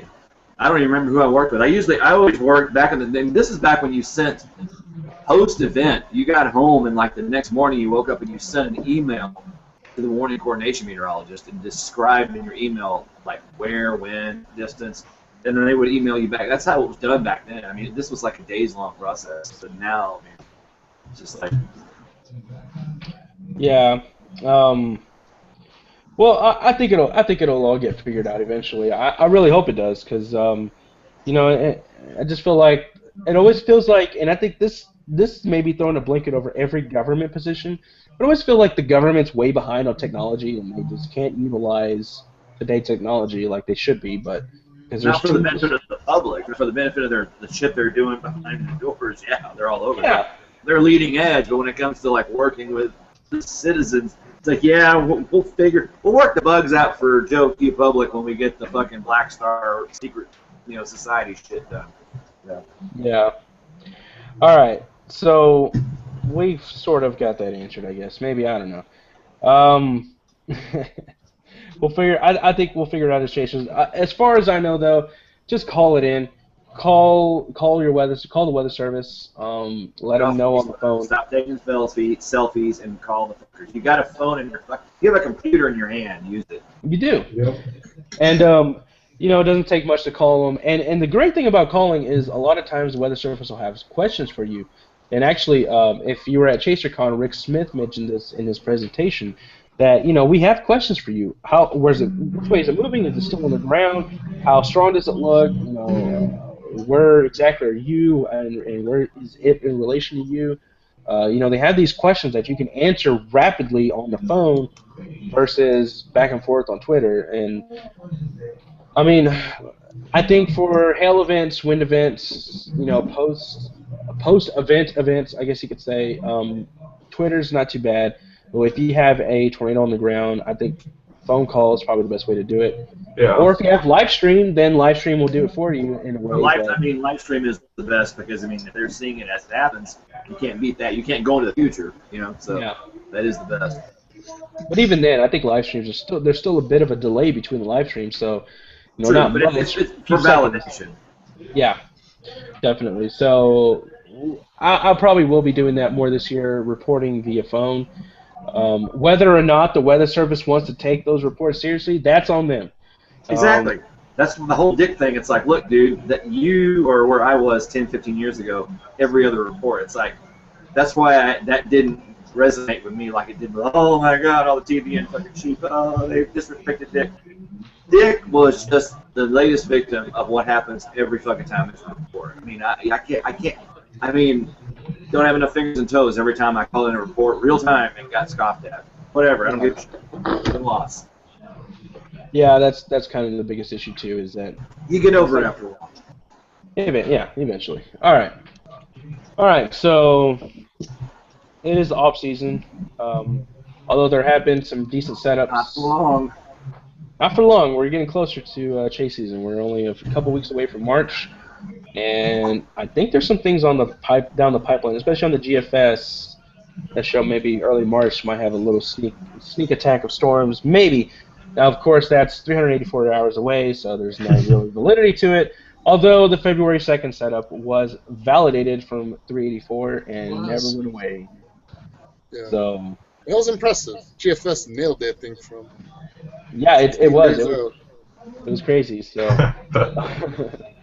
All right, so it is the off season, and what else do chasers have better to do during the off season than to get on each other's nerves and get at each other's throats. Chase snow.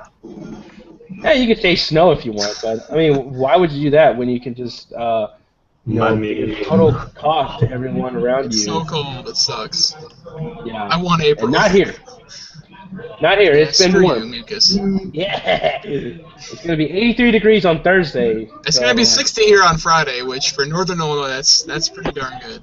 That's not too bad. But it was about 50 something today, so it was a beautiful day today. No That'll wind. get better for you. We got 2 inches of snow and it was like 15. Yeah. Today was the first day we didn't see the sun for like 2 weeks, and it's fucking awesome. Yeah. All right. So, like I said, let's get at each other's throats because that's what we do best in the off season. I think there's, a while back, especially like around 08 and 2010, and I think you guys, especially that have been doing this for several years, will realize there was that huge influx of new chasers around then, and I think it all kind of stemmed from the show Storm Chasers.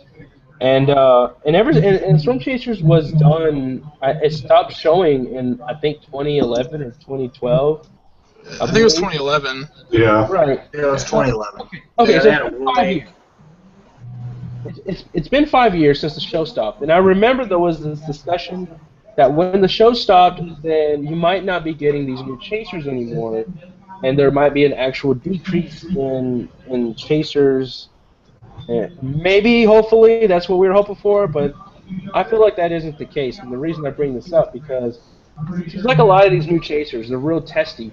They're part of that, and this is going to go a little off topic, but they're part of that problem with society that they can't take criticism. They feel unsafe when people, kind of talk about them in a They negative don't light. deal well with aggression. Exactly. They let things get under their skin, and I feel like that's a problem in today's society, not just chasers. That is a Usually you problem. expect it from a 26-year-old. You don't expect it from some salty, gray-haired fucking from New York 40-fucking-something-year-old. Yeah. So that's exactly what we're getting at. So. Oh, I'm just getting warmed up. Well, let's change it a little bit more.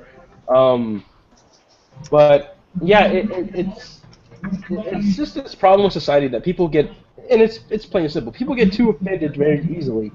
And it's mostly coming from these chasers that have been chasing for 2 to 3 years, maybe at most. And then not only do they feel intimidated really easily, but they feel very how would you say this? Like They feel fucking very matter. entitled. They feel entitled that they're on the same level. These guys that have been chasing for 2 or 3 years are on the same level as guys that have been chasing 8, 9, 10 plus years. And that's not the truth. I mean, we've all paid our dues to get where we're at now. We've had the same crap talked to us before, I'm sure. Shane, I'm sure you're the walking example. You got so much shit talked on you when you first started, I'm sure. I earned a lot of it. I mean, they hated me because I wasn't, my dick wasn't dry. I wasn't skinny and 6'5". I didn't know science, so I didn't fit in with any of it. So, Right. And I was very serious. And I know it sounds hokey, but here we are, so I can say this now. When I first started, I knew in 20 years, you motherfuckers, everyone's gonna know who the fuck I am. But I couldn't get anyone to believe that I was that passionate and that dedicated, and it pissed me off that they didn't take me seriously. So, what I am today was born then. It's just, I don't want to say a chip on my shoulder. It's just, I don't take shit, man. I mean, a lot of people are allergic to stupid people and ignorance and like dumb shit. I'm allergic to bullshit. I'm just allergic to people being dicks. It's like, you know what? That's not necessary. Everyone else in the room is going to let it slide. I'm going to call you out and step on your fucking ball sack, stretch it to the ground like a rubber band, and play a heart tune on it until you go fucking That's how I am. It's just funny because, I've had my share of crap talked about me because of how passionate I was about storms. I've had people in somewhat high positions in terms of, I guess, in their career. When I tell them, what I want to do for a living? I just want to chase storms all my life. Like, I don't care if I don't really make money out of it. I just want to do it for the rest of my life. And they're like, you're stupid. And I'm like, oh, bro, yeah, because I make these bad decisions yearly. So I know all about bad decisions. But never did I once, especially the first couple years I chased, never did I once feel like I was on any sort of level field with anyone else above me. I never felt like I was up there with some of these veterans that have been chasing, even 5 years plus. I always felt like, okay, I'm at the bottom, I'm really green. I've got to just kind of just take it year by year. And this really came forth whenever, in 2009, which was after year 2 of my first, it was my second year chasing. Late 2009, there was this little chaser party here in Amarillo with Steve Miller from Texas, and there was a bunch of chasers there, including Drummond and Wesley Livingville and Steve Miller, Oklahoma showed up. Scott Bennett, those guys showed up. There was a bunch of chasers that showed up for this little party. And I'm looking around, I'm like, wow, I've seen these guys before. I've seen their names before, and here they are. You're kind of like, in a way, you're a little bit awestruck. But at the same time, you're like, these guys have a lot of experience, so I don't want to come out and be like this guy that knows what the hell he's doing, because I didn't 2 years in my chasing career. Even in 2010, which was my third year chasing, I still didn't know shit about chasing. I didn't know shit about forecasting hardly. I just knew I needed to get into a storm, I needed some tornadoes, and that's kind of how my life went. And so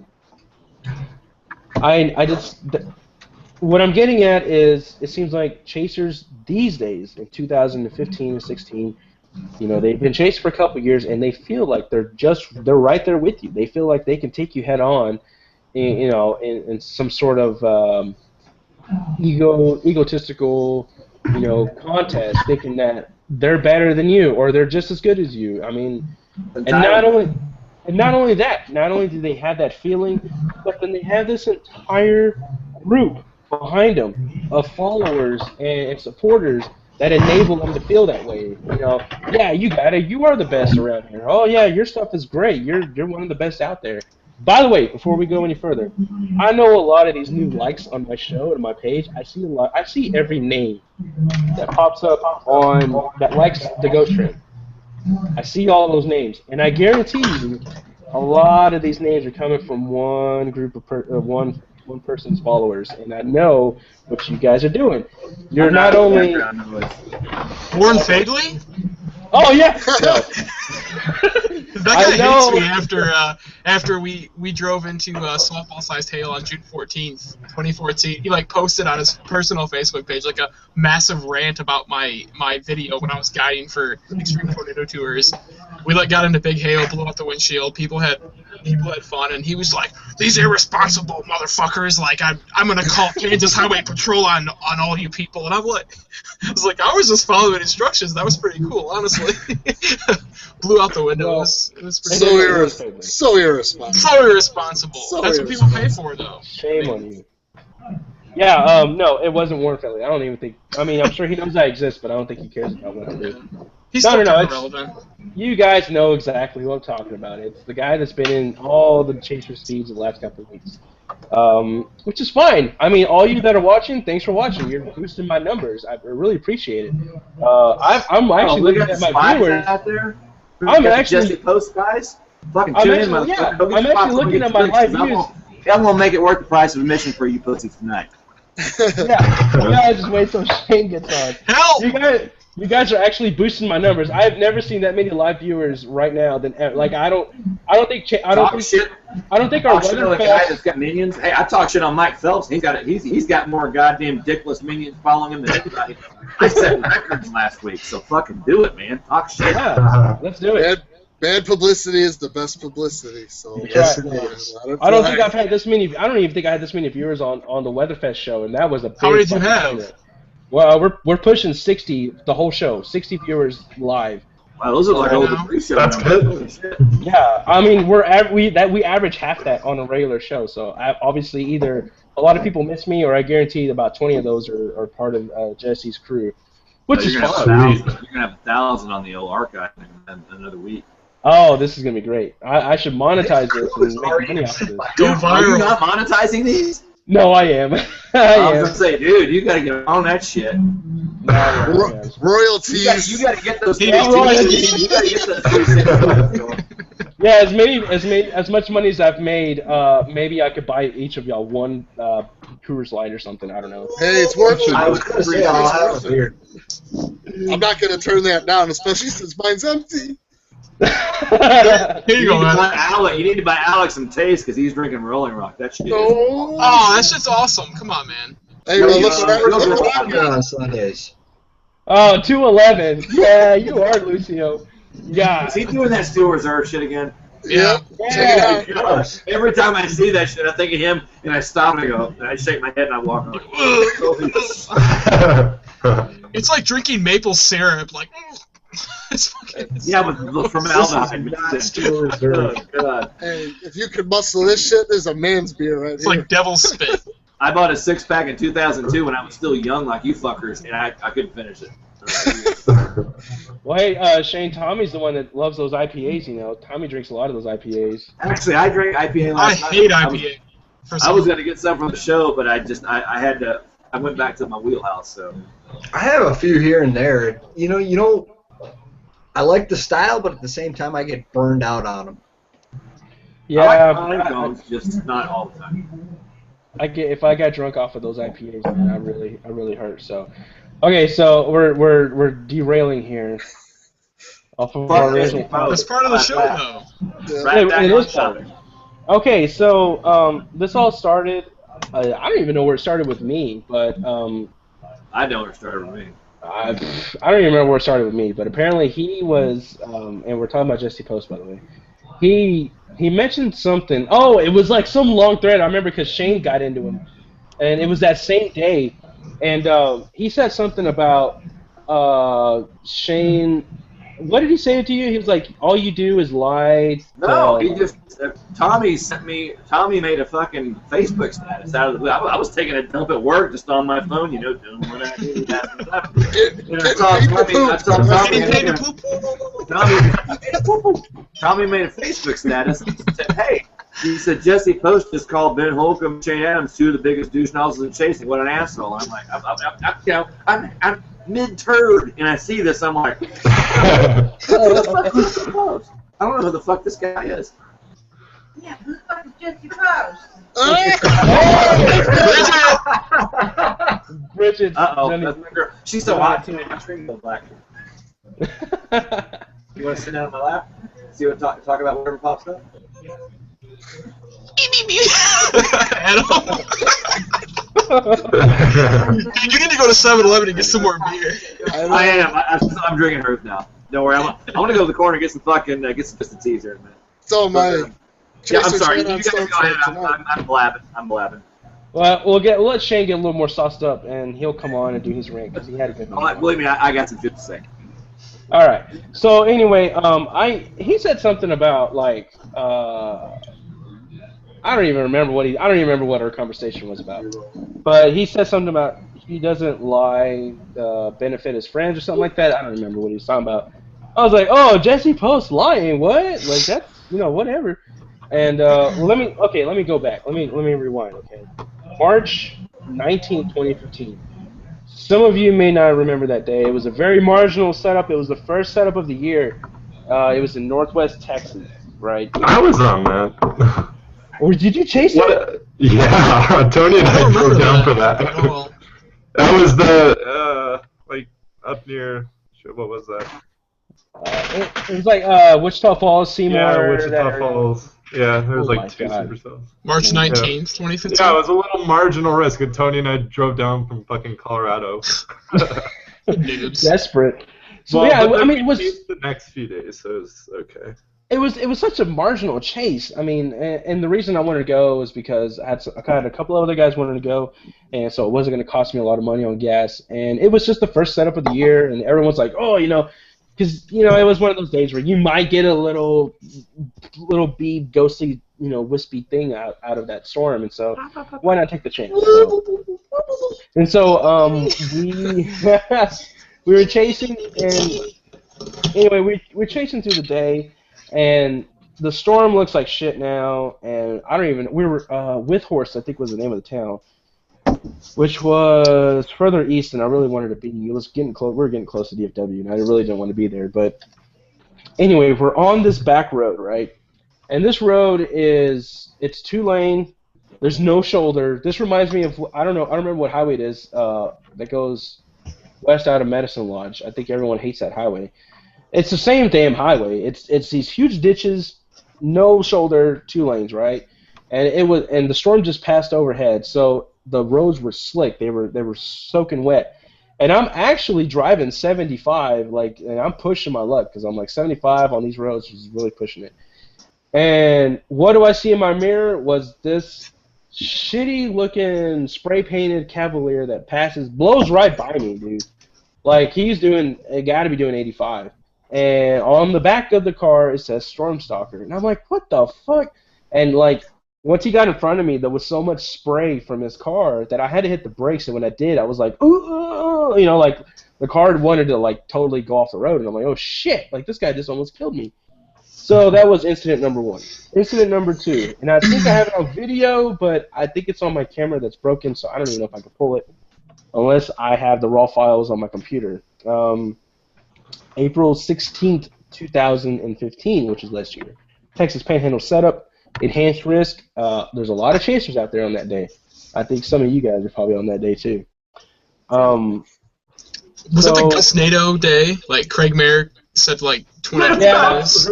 That fucking day. That was yeah, we didn't go off of that. I'm glad. Wait.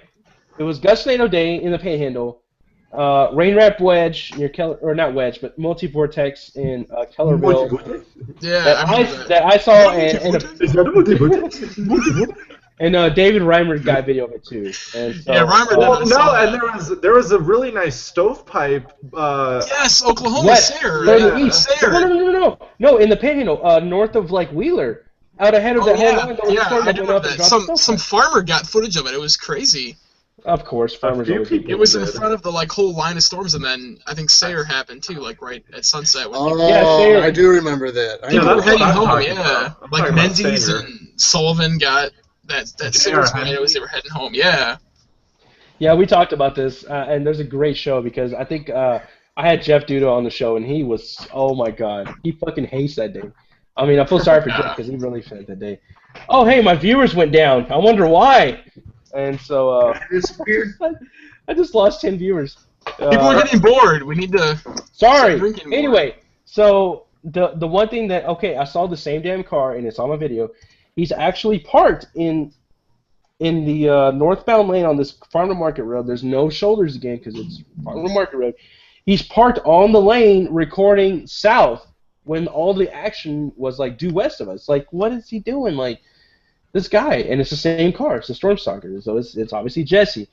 And so I recorded him, and I'm pretty sure I called him a dumb fuck on camera because he was a dumb fuck. He was, and he still is. But anyway, so that I've had incidents with this guy, and not only have I had incidents, I've had other people message me on like Storm Track and stuff and say, yeah, I've seen this car too. Doing some stupid shit, blocking highways, blocking roads, looking the wrong way when there's a storm going on, or just driving like a total dumbass. And so I'm like, okay, well, this guy is obviously either he's really new to chasing or he's just a complete dumbass. And turns out it was both. He was a complete newbie dumbass. So, anyway, so the guy messaged me about that message I put on that thread about. I was shocked that, he's trying to say that Shane was over here showing off to his friends when he's done that too. Now, if you don't know Jesse, he has the best video editing skills or picture editing skills out there, obviously, because he just turns up the clarity and saturation and calls it art. A lot of people claim that a lot of his hashtag art. A lot of people believe, and not just claim, but they believe that a lot of his sales are phony, that he does mention online. And the problem with that one is I don't understand it. I really can't confirm or deny that. If he really does sell all the pictures and calendars that he does, I mean, if he does, awesome. You found a niche of photography that many brainless people follow and just fall into that trap because anybody can do that. But the problem is photographers that are actually photographers have so much self-respect that they don't want to ruin their pictures just to try to sell, and it's basically a really big sellout move to go in and completely blow out your fucking pictures with all the colors and clarity and all that shit. Like, it's the worst looking picture ever. It hurts my goddamn eyes when I look at your fucking pictures, dude. Not only that, the guy claimed he never actually says. He said 3 different times of how many, or he said 3 different numbers on how many years he's actually chased. It's like 20 years one year, 2 years on another, 7 years on another, I don't know. So the guy can't really keep a consistent story. As far as I know, he's only chased 2 years, and has only seen the Canadian tornadoes. Man, why is my phone blowing up? Can't you see I'm doing a fucking show? Quit blowing up my phone. And so Marcus is loved. You're so popular. I'm gonna text you right now just because of that. look at all those notifications up there. Like, Jesus Christ, you know. Facebook. Probably Yeah, comments on the threads. He told me 25 years. 25 years. What? Now, somebody posted today, and I think it was Wilcox posted today, that apparently he does have a degree in, like, some sort of, not atmospheric science. Atmospheric science, I think it was, yeah. Was it atmospheric science? Okay, so. I don't know the guy at got a all, degree. but yeah, he got a degree, it looks like, in atmospheric science. Now, there's more to it, okay? Through There's more to comment? this guy. This guy will apparently claim that he's in a tornado. I've seen videos where he claims he's in a tornado, and it's nothing but straight line winds. He asked, for a guy with atmospheric science degree, he asked some really stupid weather questions, you know, like, I remember one day he posted a screen grab of this well-defined couplet on radar. It's obvious that it's a tornado couplet. He's like, "Oh, that's some gnarly RFD. What do you think?" And I think he tagged like some well-known chasers. Like, yeah, he tagged Reed or something. Like, wow, and Tim Marshall and stuff. He's like, "Wow, that looks like a crazy RFD cut or something like that." And it's just like, it's obviously a tornado couplet. Anyway, so the guy likes to boast about, I guess you could say, about his persona. He likes to boast about it. And like I said, he's one of those guys that just puts himself on the same level as everybody else. And now he'll say it in public. He'll be like, "Oh, I could never be as good as you. I could never see as many tornadoes as you." But in reality, he's trying to, like, just hide it. In reality, he thinks he could, but he's seen 3. Shane's back with more beer, I hope. Shane's back. Oh, look at that beer. So. Damn it! I should have went to 7-Eleven. You should have. I should have. You have slacky time to go and come This back. is like, There's still time. it's some All Rolling right. Rock. I'll be hanging around later for the after. I actually got 2 of these, so look out. All right.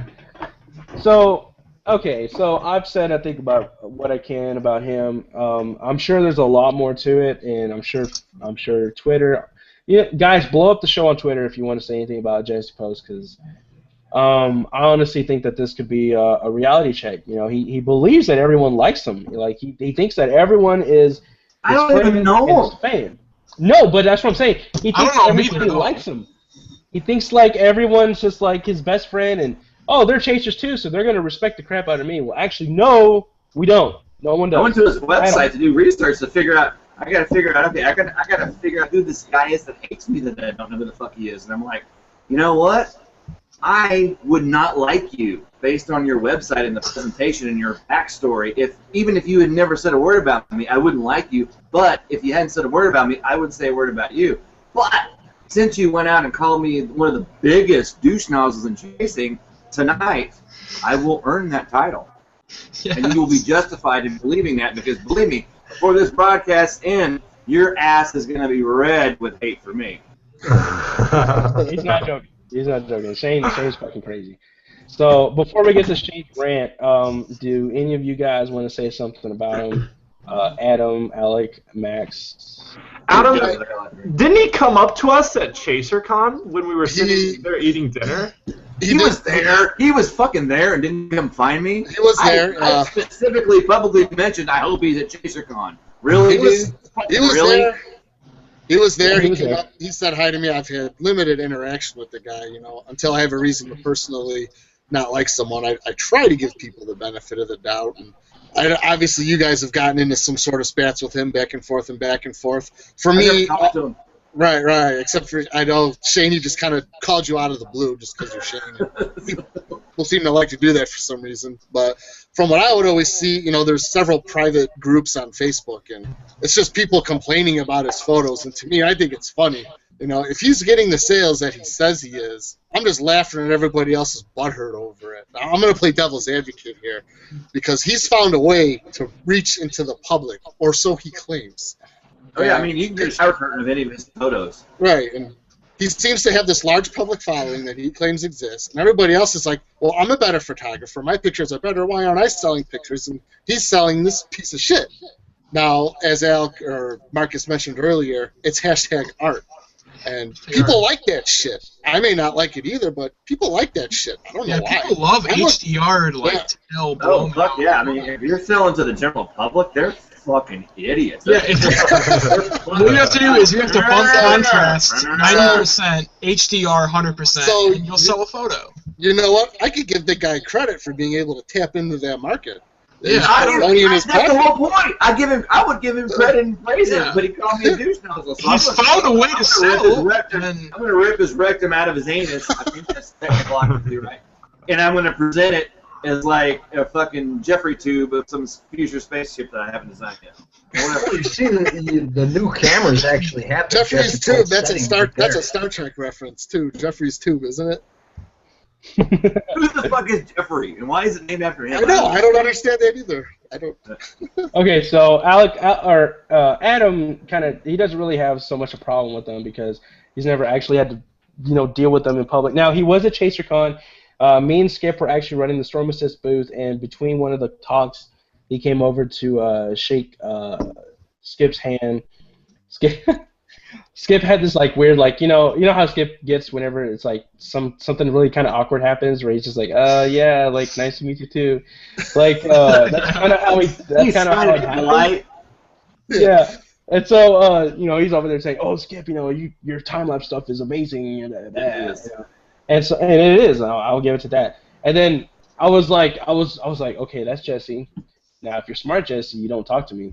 And so he was about to walk off, and then he turned around and looked at me. He's like, "Oh, hey man, I really liked your November 16th stuff." And I'm like, thanks, man." And so that was it. I really didn't say anything. Oh, you famed his ass. I didn't fame his ass at all.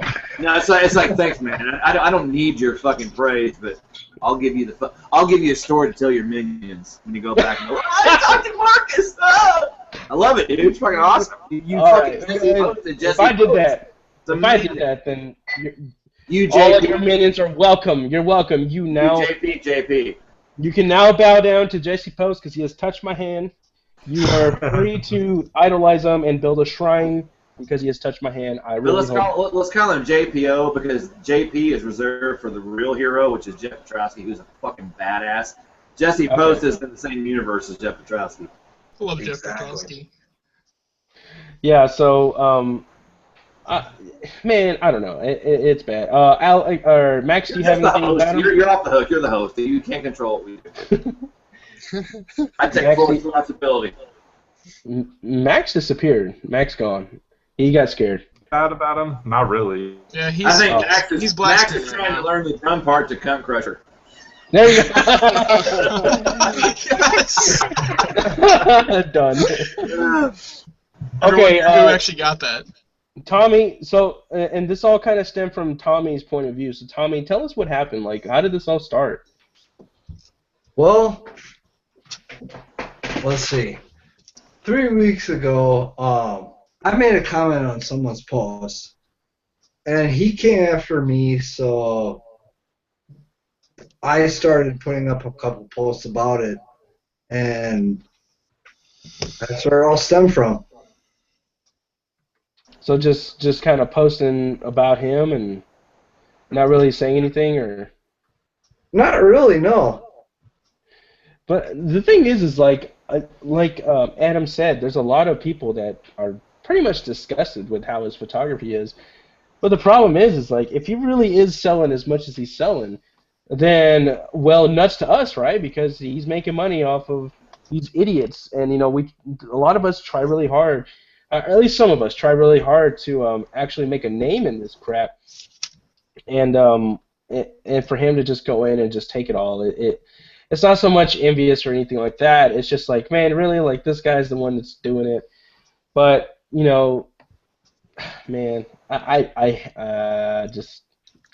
trying not to say too much to get my show to like fall through the fucking cracks, but Dude, I'll let Shane talk because your show will grow like bacteria under a fucking flame if you fucking talk shit on people. Trust me, dude. It will. The number one way to get fans and viewers is to name somebody and Talk crap. Yeah.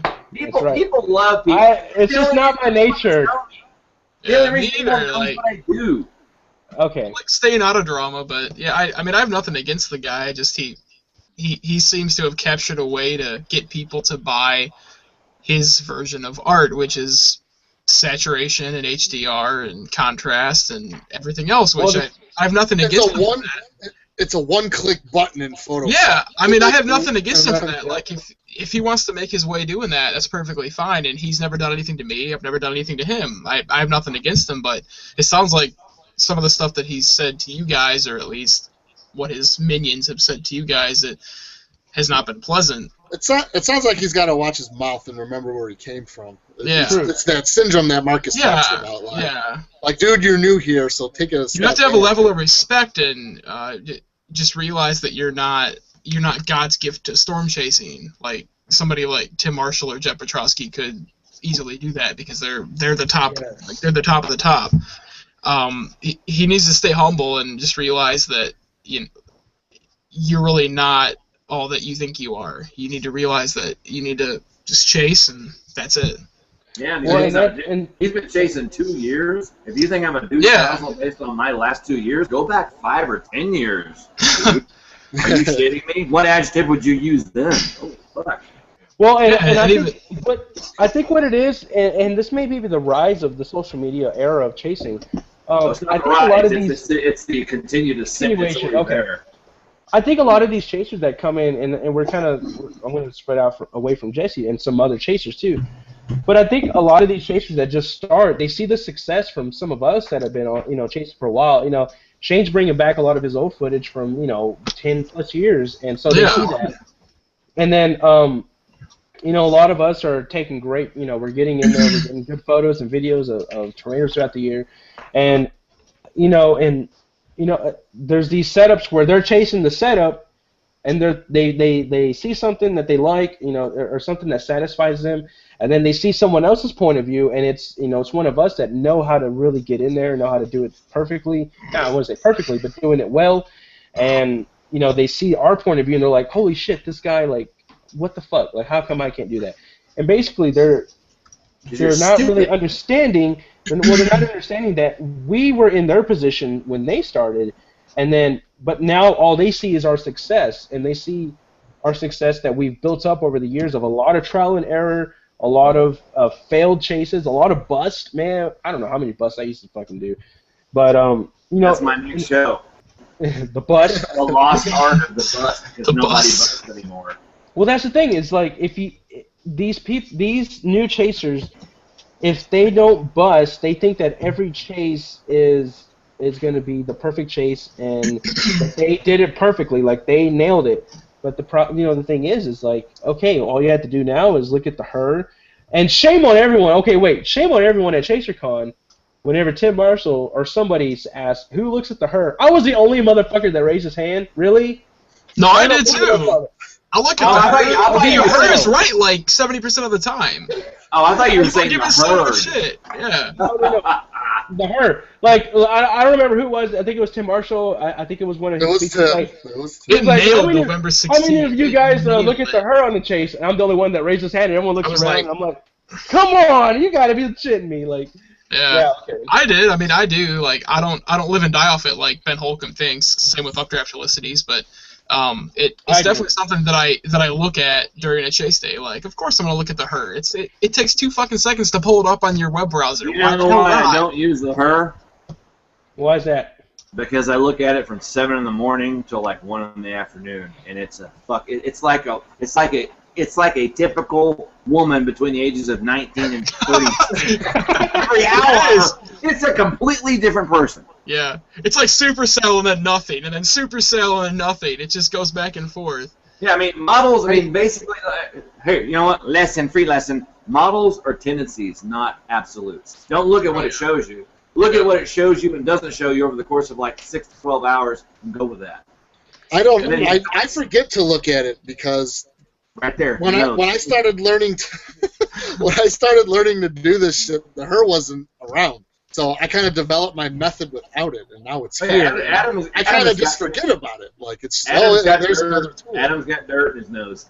Yeah, and then someone says, "Oh, the her showed this," and then I'll go, "Oh yeah," and then I'll look at it and be like, "Okay, it does show this," but it's kind of just I learned through different methods, and I have a hard time incorporating new things once I've got something down already. Yeah. So that's kind of why it's been hard for me to adapt to it, even though it does nail some ways. It did nail November. It takes so little time to pull it up, though. I mean, it nailed November 17th, the high risk. It's nailed many days. It's just it's something that, I mean, you're not supposed to make a full forecast off of that alone, but if you want to look at it, you shouldn't be like basically demeaned. Yeah, I get what you're saying. I usually glance at it the morning of, and then kind of just, I go visual from then on. Yeah, it's a lot about surface obs, like Take the fish out of water. What does Shane have to say? What they're saying about the her is right. What the her is the culmination of getting up in the morning and looking at every level of wind, every level of moisture, every level of theta E, looking at all the raw data files and stacking them four-dimensionally in your head. All the her is the end result of what you fucking know when you do the work, but you hit one button and get it all done for you. That's the only difference. That's why I don't use it, because I like the satisfaction of looking at each level and figuring it out for myself as I go. And I can guarantee you, I do that, and before I'm halfway through my little fucking exercise, I'll tell you what the her is going to say. It's easy. Her, woman, bitch, cunt, harlot. Yeah, that is so true. That's why I like Shane, because he just keeps it honest. It's just basically composite reflectivity. Like, here's where the big red dot's going to be over everything overlaid. Like, I can you know what I do? Here's what I do. I look at every fucking piece of individual data at per level, and then when I'm done, I go click on convective parameters, and I go to supercell, the supercell thing, the tornado, the tornado probability. The STP. I know what they're going to show me because I looked at all the data before. I do that to keep myself sharp. Because if I'm looking at all the individual levels and all the individual parameters, then I'm like, okay, I know what this is going to say. Sometimes they don't show me what I expect, and that means I missed something. That's how I fucking learn and improve. That's what I do. Yeah. But these little bastards, they are so goddamn inclined. Oh, I got to get out there fast and get that money. They go right to the HRR, and they don't know why or how that solution was reached because they didn't look at the individual shit. You dumb little fucking shit fucks. But I'm going to say something right now. Minions. Don't think for a second that Jesse Post is off the hook because I'm about to rip his asshole out of his fucking anus. But to summarize, what Shane is saying is the her makes it easy to forecast or easier to forecast. Yeah, it's like a shortcut. It's like a shortcut. Yeah, it's just people use that to just use that alone. It culminates everything and it compiles it and it brings it all together and there it is. That's why there it is. Fuck trends, there's the her. Now, the thing about the her, in my case, is I look at it and I'm like, okay, where's the consistency? Okay, it's consistently popping up stuff in this area, or it's consistently showing these parameters in this area, so I'm thinking, okay, well, this area is right from last night's forecast, because usually what I do is I make a target the night before, and then even the morning of, I'll kind of look at stuff, especially, not only just the models, but kind of the surface data. And then I look at the her, and I'm like, okay, well, the her's agreeing with it, so I got to think that, well, everything's probably in agreement that this is where I got to be. So, but I think there's a lot of chasers, a lot of these new chasers, they go straight for the her, and just completely, rely on that. And they will sit there all day going to where the her told them to go and go, why isn't it happening? And not understanding why it's not happening because they didn't look at individual levels. Hey, guess what, dumb shit?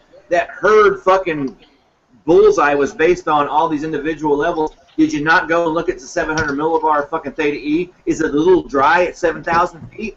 Did you maybe think that maybe some southwesterly winds from the desert were going to entrain some dry air and maybe your evasives would be a little fucking high? No, you didn't consider that because you went to the fucking end of the fucking story. Oh, why aren't there tornadoes? Fuck you. Yeah, big. The Sigtor is 20. Why isn't it happening? Oh, maybe because the LCOs are at 3,000 feet. You moron. Or maybe your cap is nuclear strength, and that's what's kicking off that. Or like you guys have taught people like me that grew up in the Southern Plains, you guys chasing higher elevations.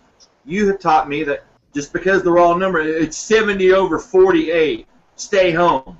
Well, where are you going? What's your target? Dumas? Maybe I should consider going to Dumas. You know what I'm talking about? You don't want to go to fucking like I don't know. Monroe, Louisiana with a 48-degree dew point, but you want to go to the Texas Panhandle with a 48-degree dew point. That's right. Eastern Colorado. These assholes don't know it. Because they're too busy. I'm too hungover to look at the real data because I had to get hazed last night because I joined the fuckhole butthole and all that shit. Anyway. I still don't understand upslope. That shit is fucking just bonkers. It doesn't make sense on paper. If the dew points it's just evil Colorado, shit. going to Colorado. Fuck you guys. That's Max's forte right there. Is fucking right. I might have to sit down with Max and be like, what is the secret to this shit? If the dew points are in 60s, go to Colorado. That's all I know.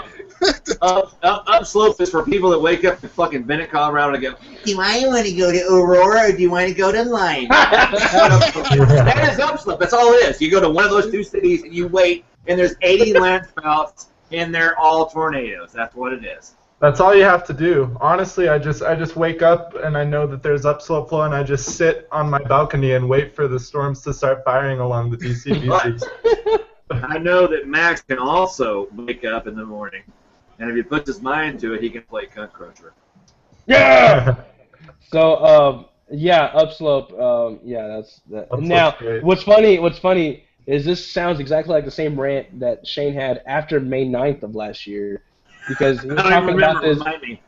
Yeah, you were talking about like the thermodynamics in Colorado that day weren't actually real thermodynamics. It was extreme lapse rates and extreme shear.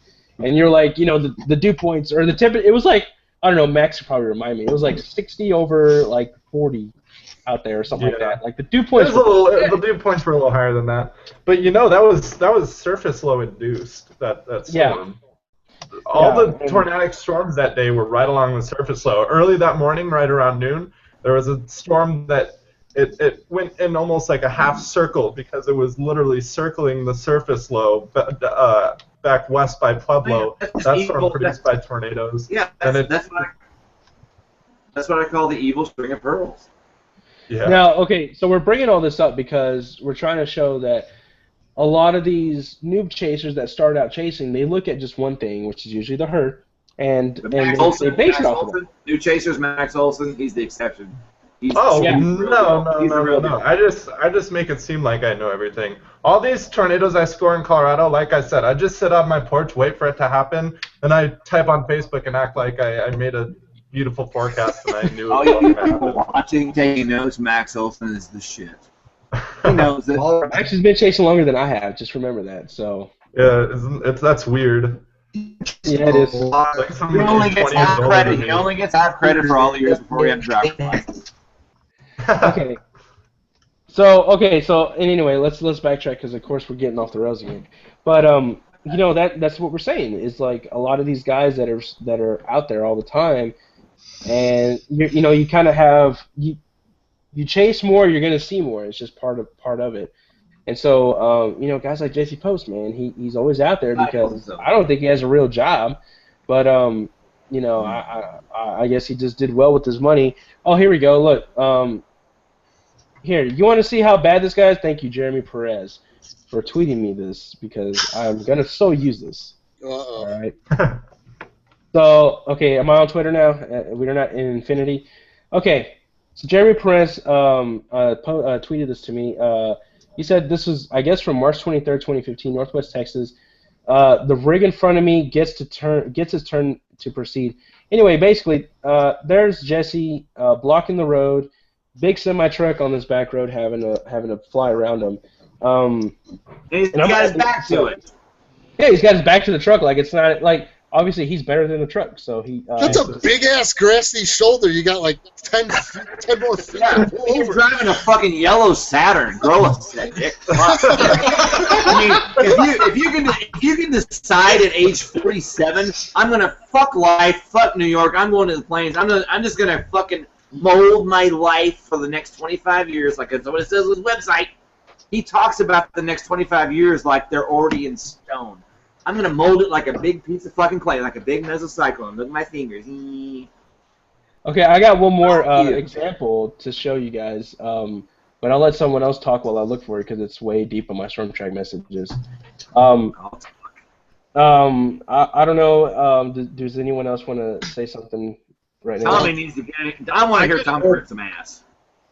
This is going to be the self-policing outlet for this coming season. You screw up, we're going to talk about you. On the show. Yeah, on the show. Yeah, I'm going to bring some of the messages. From what I've heard, Jesse Post is actually an alias from other people that I've talked to. An alias? Yes. Well, he's real, and I met him, and I shook his hand, so I don't know what you mean there. I'm talking about the Different name? Yeah, different name maybe. Yeah. I mean, that's possible, and that would be smart of him to do that, I guess, because... Well, yeah, if you're going to stir trouble, you might as well get a witch hunt after you for the wrong name. Yeah. God, it makes you wonder what his real name before Jesse Post did. Yeah, that's the first I'm hearing of that. So. Yeah, explain that, Tommy. Well, I'm not going to say who it came from, but they're pretty respectable people. But Just say it. Who cares? No one's watching the show. No one's watching the show, my ass. Say it. I'll take responsibility. I don't give a shit. This came to me from. Never leave. This came to me from one of the guys from Stormview Live, who Kelly Williamson. Kelly Williamson, you say? That's like 80 people. Stormview Live. All right, I'm going to finish. Oh, I got like 80 rants now. Shane's ready to go. I'm so fucking. This is gonna go till midnight. No, it's not. I'm gonna show this. This last thing, and then I'm going to let Shane off the hook and let him go. Hey, do you guys like my Jesse Post edit I did real quick? Oh, done. That's fucking awesome. Wait, what? Max, I'll buy that for $10. Max, you can sell a bunch of it, dude. Max, You make it a shower curtain. Make it a shower curtain, and I'm in. Shower And curtain. more if you said you were in Australia. Yeah. So that right there was a Jesse Post edition. Not that anyone gives a shit. Where is this? I know I have it. I saw it because I was looking through my messages earlier on this website. And wait. December 10th. No, it was in March of last year. So anyway, someone else sent me a picture, I believe, and I think it was. I don't know if it was Jeremy. It may have been someone else. Let's see. Yellow Chaser. Oh, it was Jeremy Perez again. So Jeremy caught him, I think, again.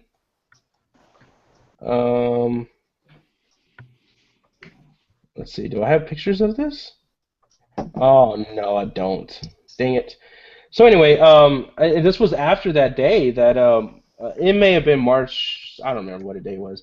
But I remember seeing Jeremy Perez out there, and we were talking about it on Storm Track, that apparently he's also had an incident with him, and Jeremy caught it. But anyway, so there's actually several incidents of him kind of doing the same thing. Like I said, I saw him on April 16th do the same thing.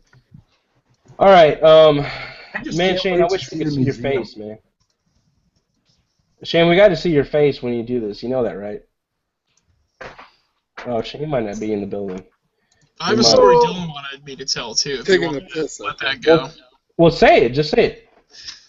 Okay, so Dylan texted me about something that happened earlier this year, which I had forgotten about, but we were chasing June 19th, Broadus, Montana, if you remember that storm. There's a lot of you guys that were on that storm, I saw you guys up there, yep.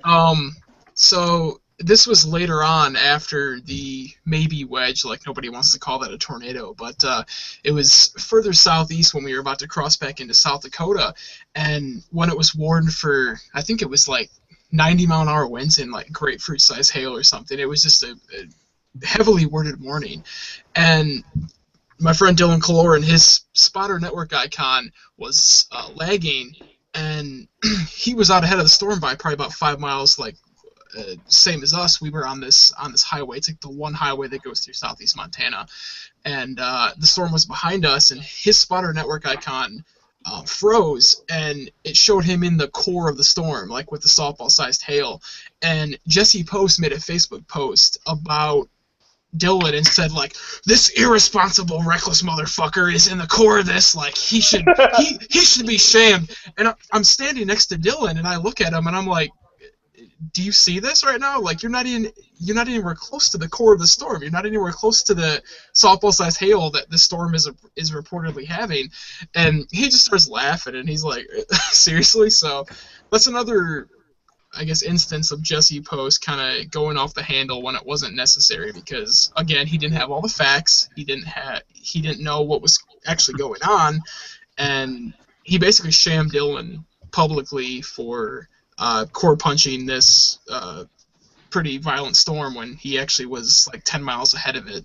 So, that's one of my biggest pet peeves. I was just gonna say that. Is the spotter network thing.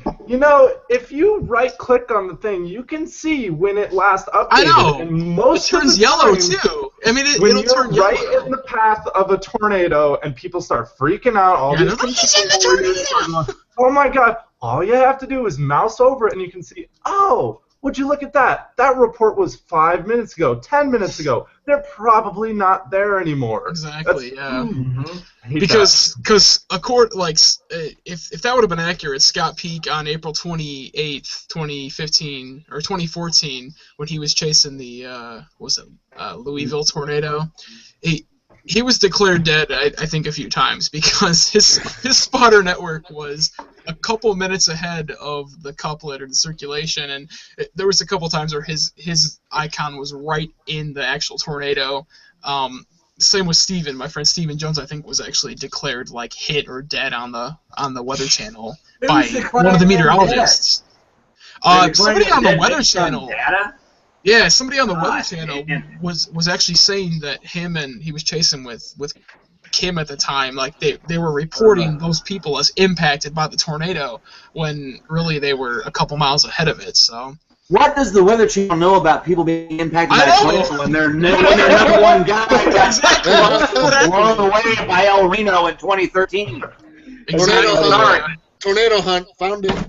Yeah, Lanny Dean was actually just giving Mike Bettis shit about that. He was calling people out for getting too reckless in like a recent. Fuck yeah! Sorry, and Lanny Dean was like, "Dude, the pot calling the kettle black there. Like, you have no room to talk." Which I got a lot of room to talk. Mike Bettis fucking gets fucking airplane and lives, and Tim Samaras dies. That's like Jimi Hendrix and Barry Manilow. Are you fucking kidding me? Yeah. Sorry, but you know what? I'm an asshole. If I could fucking spin a wheel and flip that, I would. Yeah, no joke. Shane, we need to see your face if you're gonna do this rant, dude. I'm right here. Look at me. It's black screen. That's why. Well, let me try it again. Hang on, give me a second. Let me fish out this fucking amazing. All these tools I have that don't fucking work apparently. You're in a moderated video call. Okay, moderate my ass. While Shane's doing that, that brings up another thing. Another pet peeve of mine is when these new chasers come in and they're going to call somebody out for being irresponsible because they're in the core of a thunderstorm. If they want to sit in a thunderstorm and get pounded by 80-mile-an-hour wind-driven softballs, that's their own goddamn right. I know. That shit irritates me. Like, don't Monday, whatever they say, Monday morning quarterback, what other chasers are doing. Like, I want to go fucking core punch. I'm going in the core. That shit's awesome sometimes. Yeah, that shit's like who are you? Who are you to tell somebody how they shouldn't chase? Like if that's their style, that's their style. Let them do it. It's their life. It's their vehicle. It's their property. Let them do what they want. Like if they're not endangered anybody else. Unless you're in the vehicle and your window is broken out and you're getting hit by hail, that's the only reason you should then go and say, oh, well, you shouldn't be doing this. Otherwise, who the fuck cares? But usually people likewise chase, like, when I chase with Adam, it's like, if he wants to fucking core punch a softball-sized hail core, I'm down too. Like, you should know the people that are chasing with you are usually, I mean, if somebody's freaked the fuck out, don't take them chasing with you. Exactly. Usually like-minded people chase with people that compliment them, people that are the same. And on the heels of that, whenever bad shit happens to you and I fucking make fun of you and don't have any sympathy. Well, if we get totaled, if we get totaled, in my back or what? What the fuck? I hear you, Shane. Were you saying if we get totaled by No. softball-sized hail, can you laugh at us? I wouldn't laugh at you. Oh no, I thought that's what you were asking. I'll say, go ahead and laugh. I think it's awesome. I laugh when it's happening. I'm like, this is fucking awesome. Yeah. Like Elmer throwing softballs at you. No, I laughed when I lost my windshield on May 5th, where, like, you see it in my video, like, I immediately, as soon as the hailstone hits my windshield and cracks it, I was like, oh shit, we better not have balls anymore, and I started laughing. Yeah, that was funny. Yeah, you got the whole rest of the season. That's right. I have my old man coming with me sometime this spring. I told him he's going to be ready for it. Oh man, who is this guy? Florida Tim K on Twitter just twittered us and said, Jesse Post, he ruined a chase friend of mine and current chase partner for the spring. He won't go with him again. So see that? I mean, it's not just us complaining about you, bro. It's a lot of other people, and it's funny because he actually, I think he tagged his. No, I guess it's not him, but anyway. Laney Dean also messaged me on my Facebook, and sorry, Laney, I don't know. Like, I can't set up a line to call in. I wish I could, because I think Laney wants to talk about it. But apparently, Laney confirms that it is an alias that he goes under.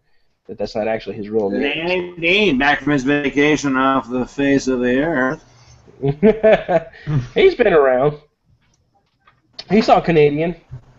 Oh, so, well, yeah. I still don't understand that day. I don't understand Canadian. How the fuck did everybody find that one storm? There were 20 supercells that were just pulse storms in the Texas Panhandle that did nothing and didn't move for an hour, and everybody was on the right one. That blows my mind. Because the HRR nailed it. That was actually our target that day. I was chasing with Steven Jones. We targeted measles. We pulled it was the measles. It wasn't like everyone was in the right spot and there was a storm. There were 20 fucking red blobs all in that area, and everyone was on the right one. I don't get that. Yeah. Blew my mind. Blew my mind. We were actually on there from birth, though. Like, that was pretty awesome. The one thing it was I like May saw 3rd, except only one storm produced. The one thing I saw about that day was double dry line setup where you had a boundary east to west, and then you had one dry line like by Amarillo, then another dry line out there by Canadian where you had, completely dry air west of Amarillo, then you had like 40, 50 dew points, and then 60 plus on the other side, and that's where that storm hung out, right there in that intersection out by Canadian. Yeah, you have a double dry line. You have the moisture gradient, and then you have the thermal gradient. That's a double dry line. It's easy. I mean, you got like 25, 57, and then you got 58, 70, and there you go. And you just drive north to where the warm front is, and then you go, that's the best day of my life. Yeah, well, that's what that storm did. It just popped up and anchored on that triple point with that the secondary, or that one further east, and it just sat there and just produced it. Yeah, there was a residual outflow boundary there, too, from the previous night's convection. You guys are throwing a lot of meteorology at me tonight. I wasn't prepared. I'm just like, oh, fuck Jesse Post. Let's get back on it. You guys getting all like serious storm chasing, like. We need to see Shane's face though. I wish we could, but Shane, you're still black screen on her. That's weird. When did it go away? It's been a while now. I'll tell you what. Let me just get out and I'll come back in and see if it works. All right, let's do that. Right. We'll do that. My phone. Okay, let me show you. My phone's gonna die because everyone's just notifying me. Look at all those notifications right there. Wait. It went black. Oh wow. Look at all those notifications during the show. A lot of messages and Twitters and.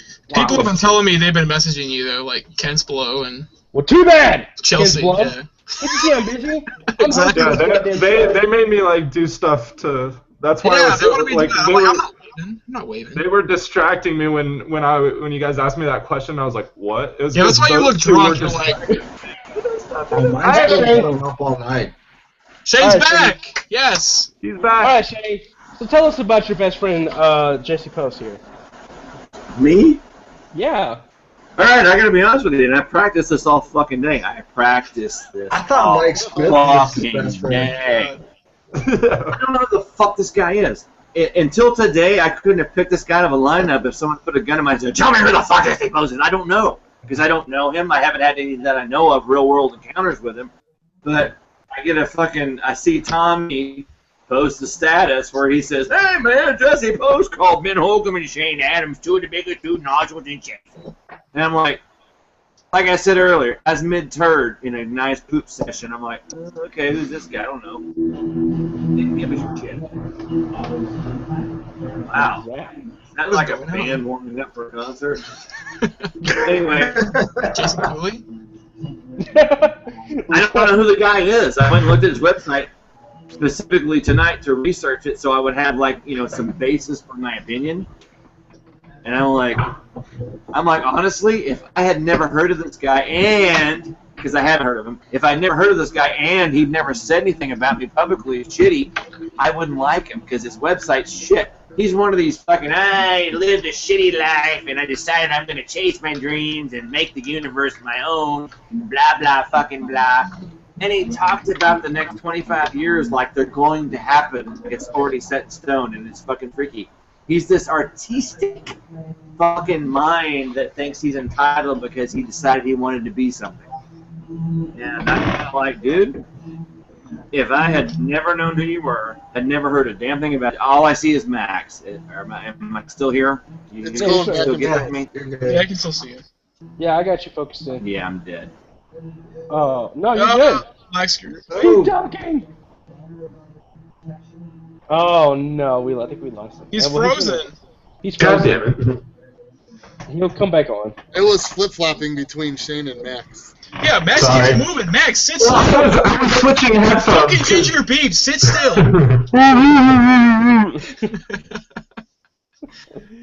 Oh no, we lost Shane. Oh. Yeah, Shane's frozen right now. Like, This is the only reason anyone's watching, and I know, 48 viewers. Sorry, viewers. I'm they don't sorry. give a shit about us. people are making fun of my eyebrows. God.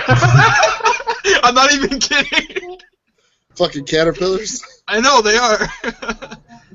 Sorry, I don't get them groomed. You gotta groom those things, bro. I don't groom mine, but mine naturally grow fine. Mine are like invisible. My nice little ginger brows. Ooh. Ooh. You gotta kiss the inflow. It'll rip your eyebrows right off of you. Exactly. No, so Shane's internet decided to shit out in the one time we really Fuck. needed him to. Really? It was my fault. I was changing headphones and it made it go whoop, whoop, whoop, whoop, whoop. Okay, so real quick, Oh, he just Oh, popped he's back up. on, maybe?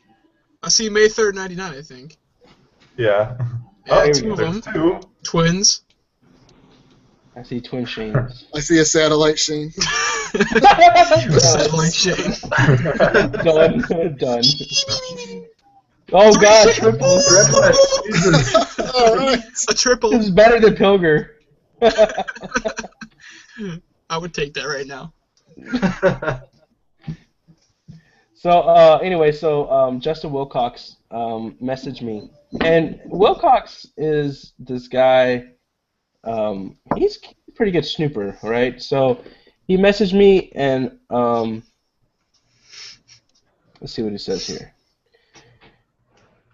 After we told him that Jesse Post was an alias, he says, "Not true. I found his school records under Jesse Post." What the fuck? There was just 4 Shanes. I don't think it's an alias, man. You can go to his Hudson Valley Community College info, and he comes up. He's 47 years old, by the way. Although, yeah, it doesn't show his picture. I'm glad you I'm not- Justin okay, Wilcox Bart- posted this Bart- picture Weirdo. earlier tonight. Bart, I'm not going to show that. I don't want to ruin Alec's persona that bad. I kind of do, but I kind of don't. Okay. Shane, So- come on. Shame on Bart for trying to ruin you, Alec. Just so you know. Yeah, Bart's been messaging me too. He's begging me to put this picture on there. I don't think I'm gonna do it. No, don't do it. No, I'm not gonna do it.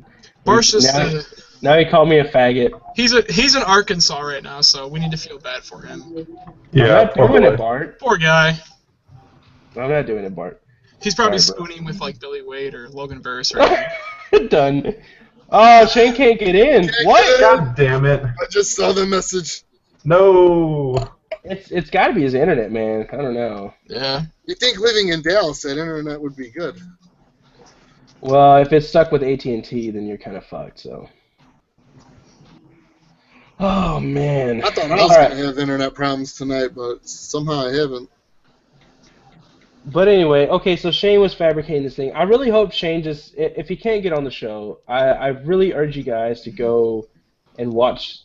He's probably going to make a Dead Chaser Society about him again. If he can't get on, he's been trying. You can see. Oh, there he is! Yes! There's Shane. We're back. It keeps saying he's joining. There he is. there. No, Really? Oh. You know what? You know what I love? You know, I love it. I love it when I'm trying to be a part of something that's live and I can't get anything done because it's fucking technology. Max, Now, stop really moving. Sorry, Jesus. I forgot about these. Go, Shane. You were on a roll. I don't even know what the fuck I was saying. I spent so much time trying to get back in here. Hey, Jesse Post, if you just kept your fucking mouth shut, I wouldn't know who the fuck you are. But since you opened your... Fuck you. You're a fucking old piece of shit. Obviously, I'm guessing you're the kind of guy that probably isn't married to the woman you had your kids with, made a lot of fucking shitty life decisions, and you decided that the world and the cosmos is lying, and now you're going to be a fucking storm chaser. 2 fucking years. 2. Not 1. Not 1.5. 2 years experience. Badass! And you're telling me I'm a piece of shit. Who the fuck are you? Who are your minions? Hey, guess what? I'm a guy that goes to fucking work and hates my job, comes home, knows I'm never going to get laid, never going to be loved, not even by my own mother. So I'm going to like this piece of shit from New Jersey or New York or wherever the fuck you're from, because it doesn't matter, because east of the Mississippi, everyone is shit. So, here I am. Aw. And I'm going to talk shit on everybody else. You know why? Because I have the technology. We can make him stronger. We can build him better. We can make him faster. You're the $6 million chaser. You are a piece of shit that everyone resurrected through technology. If you took away, I don't know, Google Hangouts and fucking iPhone apps and all the other shit you use to make pictures look like fucking cartoons, you wouldn't be a fucking gleam in your father's eye. But you are, because you figured out a way to turn a tornado picture into a thing that looks less like the tornado on Twister than the tornado on fucking Twister. Congratulations. Congratulations. I'm Jesse Post. I'm angry. I should probably be on a Harley, but I'm not. And I take pictures of shit and make them look like cartoons. And it's a fucking amazing, because I figured out a way, and I'll give you credit right here, Jesse Post. I'll give you credit right here. Credit song! Credit song! You figured out a way to get people dumber than you to follow your shit. Hey, would you like a shitty picture that looks like crap? No. How about on your fucking bathrobe? How about in your fucking shower? Hey, how about a binder that you keep all your really important fucking paperwork in? I'm Jesse Post. I take shitty pictures and manipulate them into awesome artistic images. I'll give you credit, Jesse. You use hashtag art, and it's fucking art. By definition, art is something that the creator decides what the fuck it is. But I'll tell you what. You opened your fucking mouth about me. I don't know who the fuck you are. I mean, my God, I have farted more fucking shit than your life is. I don't know who the fuck you are, but you talked shit, so I went and investigated. I went and did a little research. I found your website! My girlfriend has a fucking request. My girlfriend, who is from Massachusetts, where the word wicked originated. You're a Jersey/New York guy. She is asking you. No, she's fucking telling you with her foot, her stiletto heel, fucking heel in your ball sack, nailing it to a fucking coffee table at some shitty party in West Hollywood. Stop using the word wicked in your shit because you don't deserve it. You're not from Massachusetts. You don't get to use the word fucking wicked. Your shit's not wicked. What's wicked is the way you duped all these dumb fucks into buying your shit. Hey, here's a pile of shit on the ground. I'm going to take a really crappy picture of it, and it's crap. But it's going to turn into magic because I'm going to put it on your shower curtain, or I'm going to put it on your iPhone case, or I'm going to put it on a piece of metal, and you can hang it in your fucking stepfather that you can't stand's fucking whatever the fuck. Jesse, the lesson here is don't talk shit on me. I will expose you for all the shit you have. You have many weaknesses, and I'm going to exploit them all because you were an asshole. You were a fucking asshole. You are no different than 1,000 other fucking people I see every day. 1,000 people. Oh, hey, guy made bad life decisions. I'm fucking 47. I wake up and my shit life is shit and I hate it. I'm going to make a change because somebody funded your change. I'm going to do this. And because you decide you're important, you think the whole fucking world to get in line and give a fuck. No one gives a shit! No one fucking cares. You know why I know that? Because I'm fucking awesome. I actually do shit. I drive the fucking miles. I fucking make the forecast. I get the tornadoes, and I get the video, and I offer them to the world, and the world doesn't fucking care. So if they don't care about me, here you are. Here's me sucking in life, and here's you sucking in life next to me. Way the fuck down here because you don't even do it for real. You create a fucking dream, an image, a bullshit fucking incarnation of something that's never been real, and sell it. And that's why you suck. And the only reason I'm telling you that you suck is because you talk shit. I would have allowed you to go through your fucking mundane, shitty life. Oh, here's another guy. He's 47. He's made some shitty life decisions. Hey, so have I, brother. So have I. But I'm gonna go through life making shitty decisions. I'm gonna make a change. I'm gonna be somebody. I'm gonna do something awesome. And then I'm gonna go into a completely new arena. Storm chasing. I'm gonna make my mark in 2 years, and then I'm gonna fucking wave my big, thick, stinky fucking Ron Jeremy can't quite get a 45-degree hard on because I'm 80 years old dick around, and I'm just gonna slash it. I'm gonna make the air stink because my dick stinks. It'll be in the air from all the fucking waving and slashing. It's fucking physics. And I'm gonna act like I care because I'm smart enough. And here's where you're great. Here's where you're great. You are a shit chaser. You're a shit human being, but you're a great marketer. You're just one of those guys that knows how to get stupid fuck people to follow another stupid fuck person who's just smart enough to figure out, if I can be smarter than your other dumb person, I can make money off of them. I don't want your shower caps. I don't want your shower curtains. I don't want your fucking book covers, your fucking iPhone covers. I don't give a shit, dude. Del Griffith Fucking cares. No one fucking cares, dude. Nobody fucking cares. Shane. I want to know. I want to Shane, know. would you like a copy? Shane, would you like a copy of 2016 Wicked Storm's calendar? Is that him? No. No, it's one of the people who decided to go ahead and buy it. I'm going to need a 15 to 20 second network timeout, station identification while I have an aneurysm.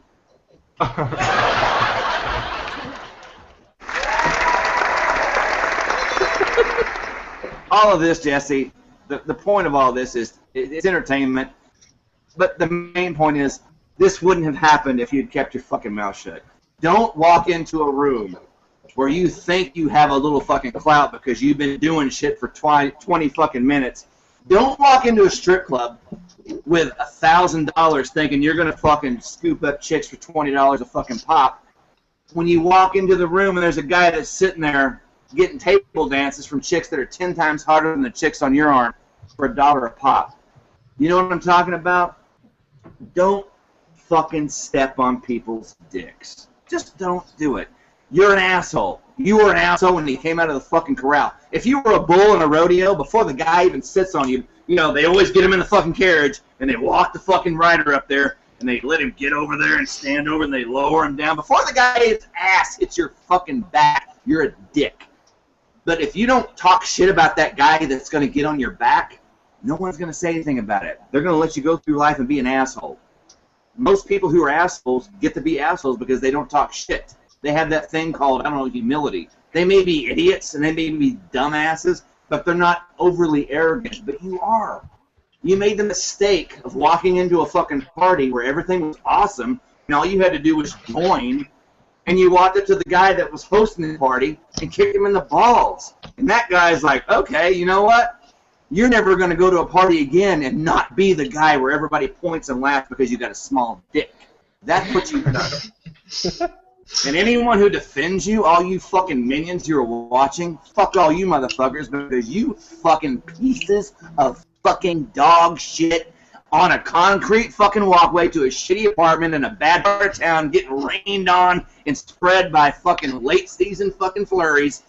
You're the next subject of my next goddamn show. So if you think you're mad now, tune into the fucking Dead Chaser Society the next time you see that link pop up, and I will give you a fucking reason to be pissed. I will make you want to travel to North Richland Hills, Texas, knock on my door, and threaten my life, which you won't do because you're fucking pussies, like the piece of fucking shit you follow. Fuck off. Mic drop. Boom! Yes. Where will you be when Shane Mania runs a wild on you? Good job, Shane. Appreciate it. People loved it on Facebook. Yeah, I'm getting messages of how. Yeah, people loved it. Yeah. Yes. Yeah, there's my Ratings phone. Rating spike. Yeah. All right. You talk shit on somebody, you will have hits. I know. Trust me. Yeah. So there it is. Hopefully that's a reality check to Mr. Post, if that's his real name or not, and hopefully your minions kind of get a little wake up call. Man, just like Shane said, man, don't step on anyone's dick, and nothing will happen. Yep. A lot of us chasers went through the same shit when we started, and we were humble about it. We knew our place on this planet and in the community, and we didn't go out and try to fuck with everybody that was in the community. And so that's what you did, and this is what you're gonna get. And I'm sure this isn't gonna be the first time you're gonna hear it, because I guarantee this guy's ego is gonna float him on throughout the rest of the season, and he's gonna keep on doing what he's doing, and we'll just have more to talk about him, I'm sure, throughout the year. So. Best thing to do right now, if he's watching, and I'm sure he's gonna watch this eventually, or if he's not watching it right now, lay low. If he is, fuck shut you. Shut your exactly. Shut your mouth. Lay low, because we've had this happen before, where we've had chasers get really chastised throughout the community, and they ended up laying low, kind of just doing their own thing, and now they're in a position where we're just like, oh yeah, I remember that guy was a complete fuckhead, but now he's he's doing all right for himself. So there's me being nice to you. You're one of them, exactly. Shane's the living proof of it, and now. I mean, I didn't walk into the room and go, "Fuck you! Here's my dick. Eat my cum." Blah blah blah. I didn't do that, but I was like, "You don't respect me? Well, fuck you." So you know what? It's a pecking order, dude. You got to learn. And someone else, like Laney's told me his story about it too. Laney Dean had kind of started the same way, and he's told me his story about that. So. Laney's an angry man. Oh yeah, it's a good thing I got Shane on the show and not Laney, because Laney would have really fucked with them. Laney is me without a filter. Yeah, if you can believe that. Yeah, it's true though. I was just gonna say, I can't believe that. Yeah. Laney and I have actually gone head to head in the past over shit, and it's like it's we realized soon that, you know what, we need to stop wasting our time, because you and me butting heads, it's just like eternity. It's never gonna end. So we reconciled and we laughed about it, and I can say that his filter is less than mine. He will tell someone to go fucking eat their own dick quicker than I will. So I respect that about him. Well, and see that was my whole thing too, and originally came down to, I thought I had made my peace with this guy, and sure enough, all of a sudden, blocked, gone, fucking, What the hell was that? That was... Yeah, what was all on. about that? I missed that one. Okay, so apparently, after the whole everything went down, I guess, and this actually only started a couple days ago. Basically, anyone that was because I think I announced. Well, yeah, well, it was either yesterday or the day before, but I announced that we're going to do a show that had him starred in it, basically, that he was going to be the center of attention on the show, and pretty much everyone that like either liked that post or commented on it pretty much got blocked. Like, he sent a message and would say "gone" in all caps and blocked. Or I don't remember. I forgot what the one was. It was like, "You just lost your seat, gone," and that was it. Like, that's all he messaged. And these are people that have never talked to Jesse ever, not online, not in person. They're just people that were on his friends list, and that's what he messaged every person on his friends list that he was gonna block and just said "gone" or "bye." And blocked them, and like everyone was just like, "What the fuck was that? Like, what the hell?" And so that's kind of what happened, and as apparently that happened more last night. But I think it all started whenever we announced that we were going to do a show about it, and so Shane, I couldn't have said it better myself. Let's just put it that way, huh? Because he gets down to the nitty gritty, and he really gets in there. And I will close with this. Don't think crazy is gonna fucking out trump what I can do, because I got crazy for fucking decades. So just whatever. Blah blah blah blah blah. Oh, I'm gonna come after you. Blah blah blah blah. I'll tell you what. You knock on my fucking door, and I guarantee you will go back to fucking. Where the fuck's he from? Some New York, Nebraska, or some shit. No. His hometown is like some shitty town in northeast Oklahoma, I believe. We'll insert whatever shitty in northeast Oklahoma. I guarantee you come down here and knock on my door, you will go back home with a really good story. I guarantee it. That's my gift to you, Jesse. That's after all the shit you've done to me. That's my gift. You come after me, I will send you back with a great fucking story. And I'm the hero, and you're the goat. So. Yeah, and the thing is like. He basically cut ties with pretty much the whole Chase community because there wasn't very many fans of his in the community, and then he goes out and blocking a lot of people for stupid reasons. Yeah, I mean, the people that follow this guy have got to be fucking idiots that sit around and watch Price is Right. I mean, really. I mean, my God. Anyone who's a Tornado fan that follows this asshole is an idiot. Because go look at his history. Let's go and look at what you did before May 27, 2015. Ooh, it's a flat line. Yeah, by the way, his only tornado, I believe, was a Canadian tornado, so... May 6th, too, but before that, I don't think he's seen anything. Okay. Yeah, and just to be fair, Jesse, don't let me be an asshole because I've seen 184 of them. Sorry. I don't need to be a dick. And that's a shitty number. For as long as I've been chasing, that's actually very low. So don't let me be an asshole. Don't let me intimidate you. You're going to see a lot more than me. I guarantee you going forward. Not. Are you fucking kidding me?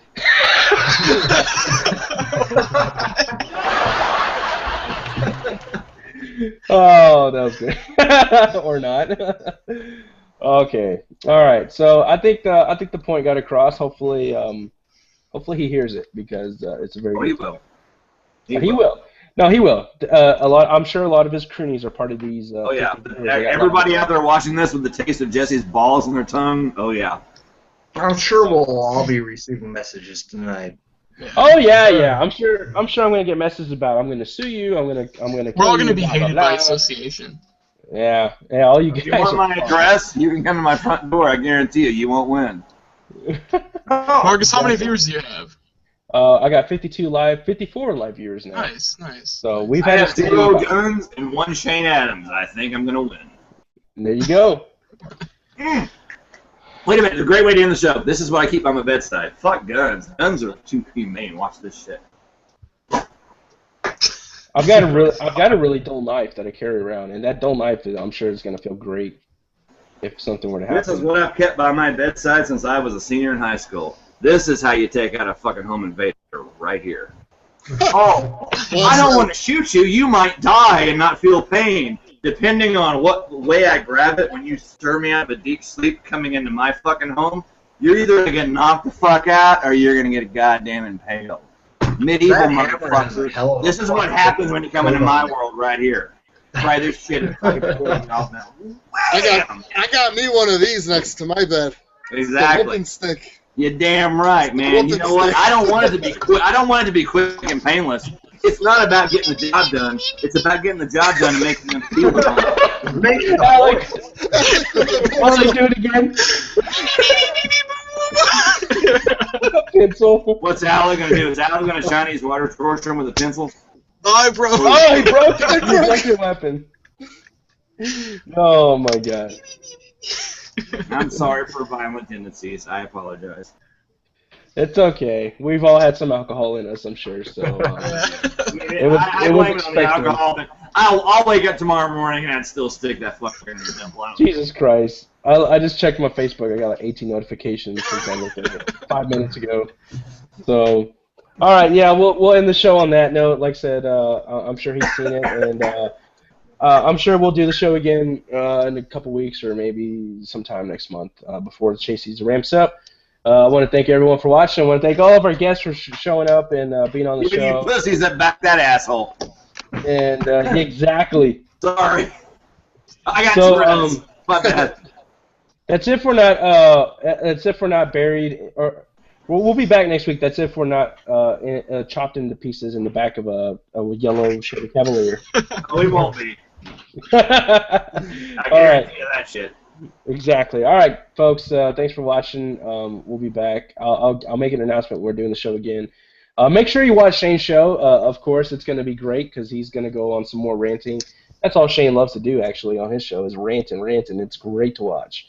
And Shane, keep up the good work, buddy. I plugged you tonight on a show that I'm probably not going to actually put on now because I want to redo it now. I thought I was going to put it live before your show happened, and so the timeline's all wrong now. Oh, that's all right. I'm sure you can figure something out. You'll get another. Oh, no, one. I'm going to plug the shit out of your ass. Don't worry about it. Hell yeah, Wait, man. well, bad word choice. Bad word choice. Oh man. I will plug the shit out of your show. Someone's gonna pull an audio of that. That's gonna be a dubstep remix. Whoever does that, fuck you. I will find you on the side of the road and fucking Calumet, Oklahoma, and beat you senseless. Okay. Yeah. So yeah, check out Shane's show. Keep an eye out for more shows from us. But we're out of here. We've got a lot of catching up to do, and I'm sure on social media and whatnot. So I need to thanks go everyone get for more watching. beer. And Shane, and yeah, Adam needs to get more beer, and Shane, I'm sure, needs to get more alcohol as well. So we'll see y'all later, and we'll see you Storm next Trek time. Chaser Chat. Yeah, go to Storm Trek. We're all there again. Let's do that. I haven't been on that network. I'm going to chat right now. Go, I'm going go in the to chat right Storm now Trek. too. I miss that shit. We're gonna Go to go back chat. and talk shit to each other. All right, we'll see y'all Go to later. chat. and- Later. Hell yeah.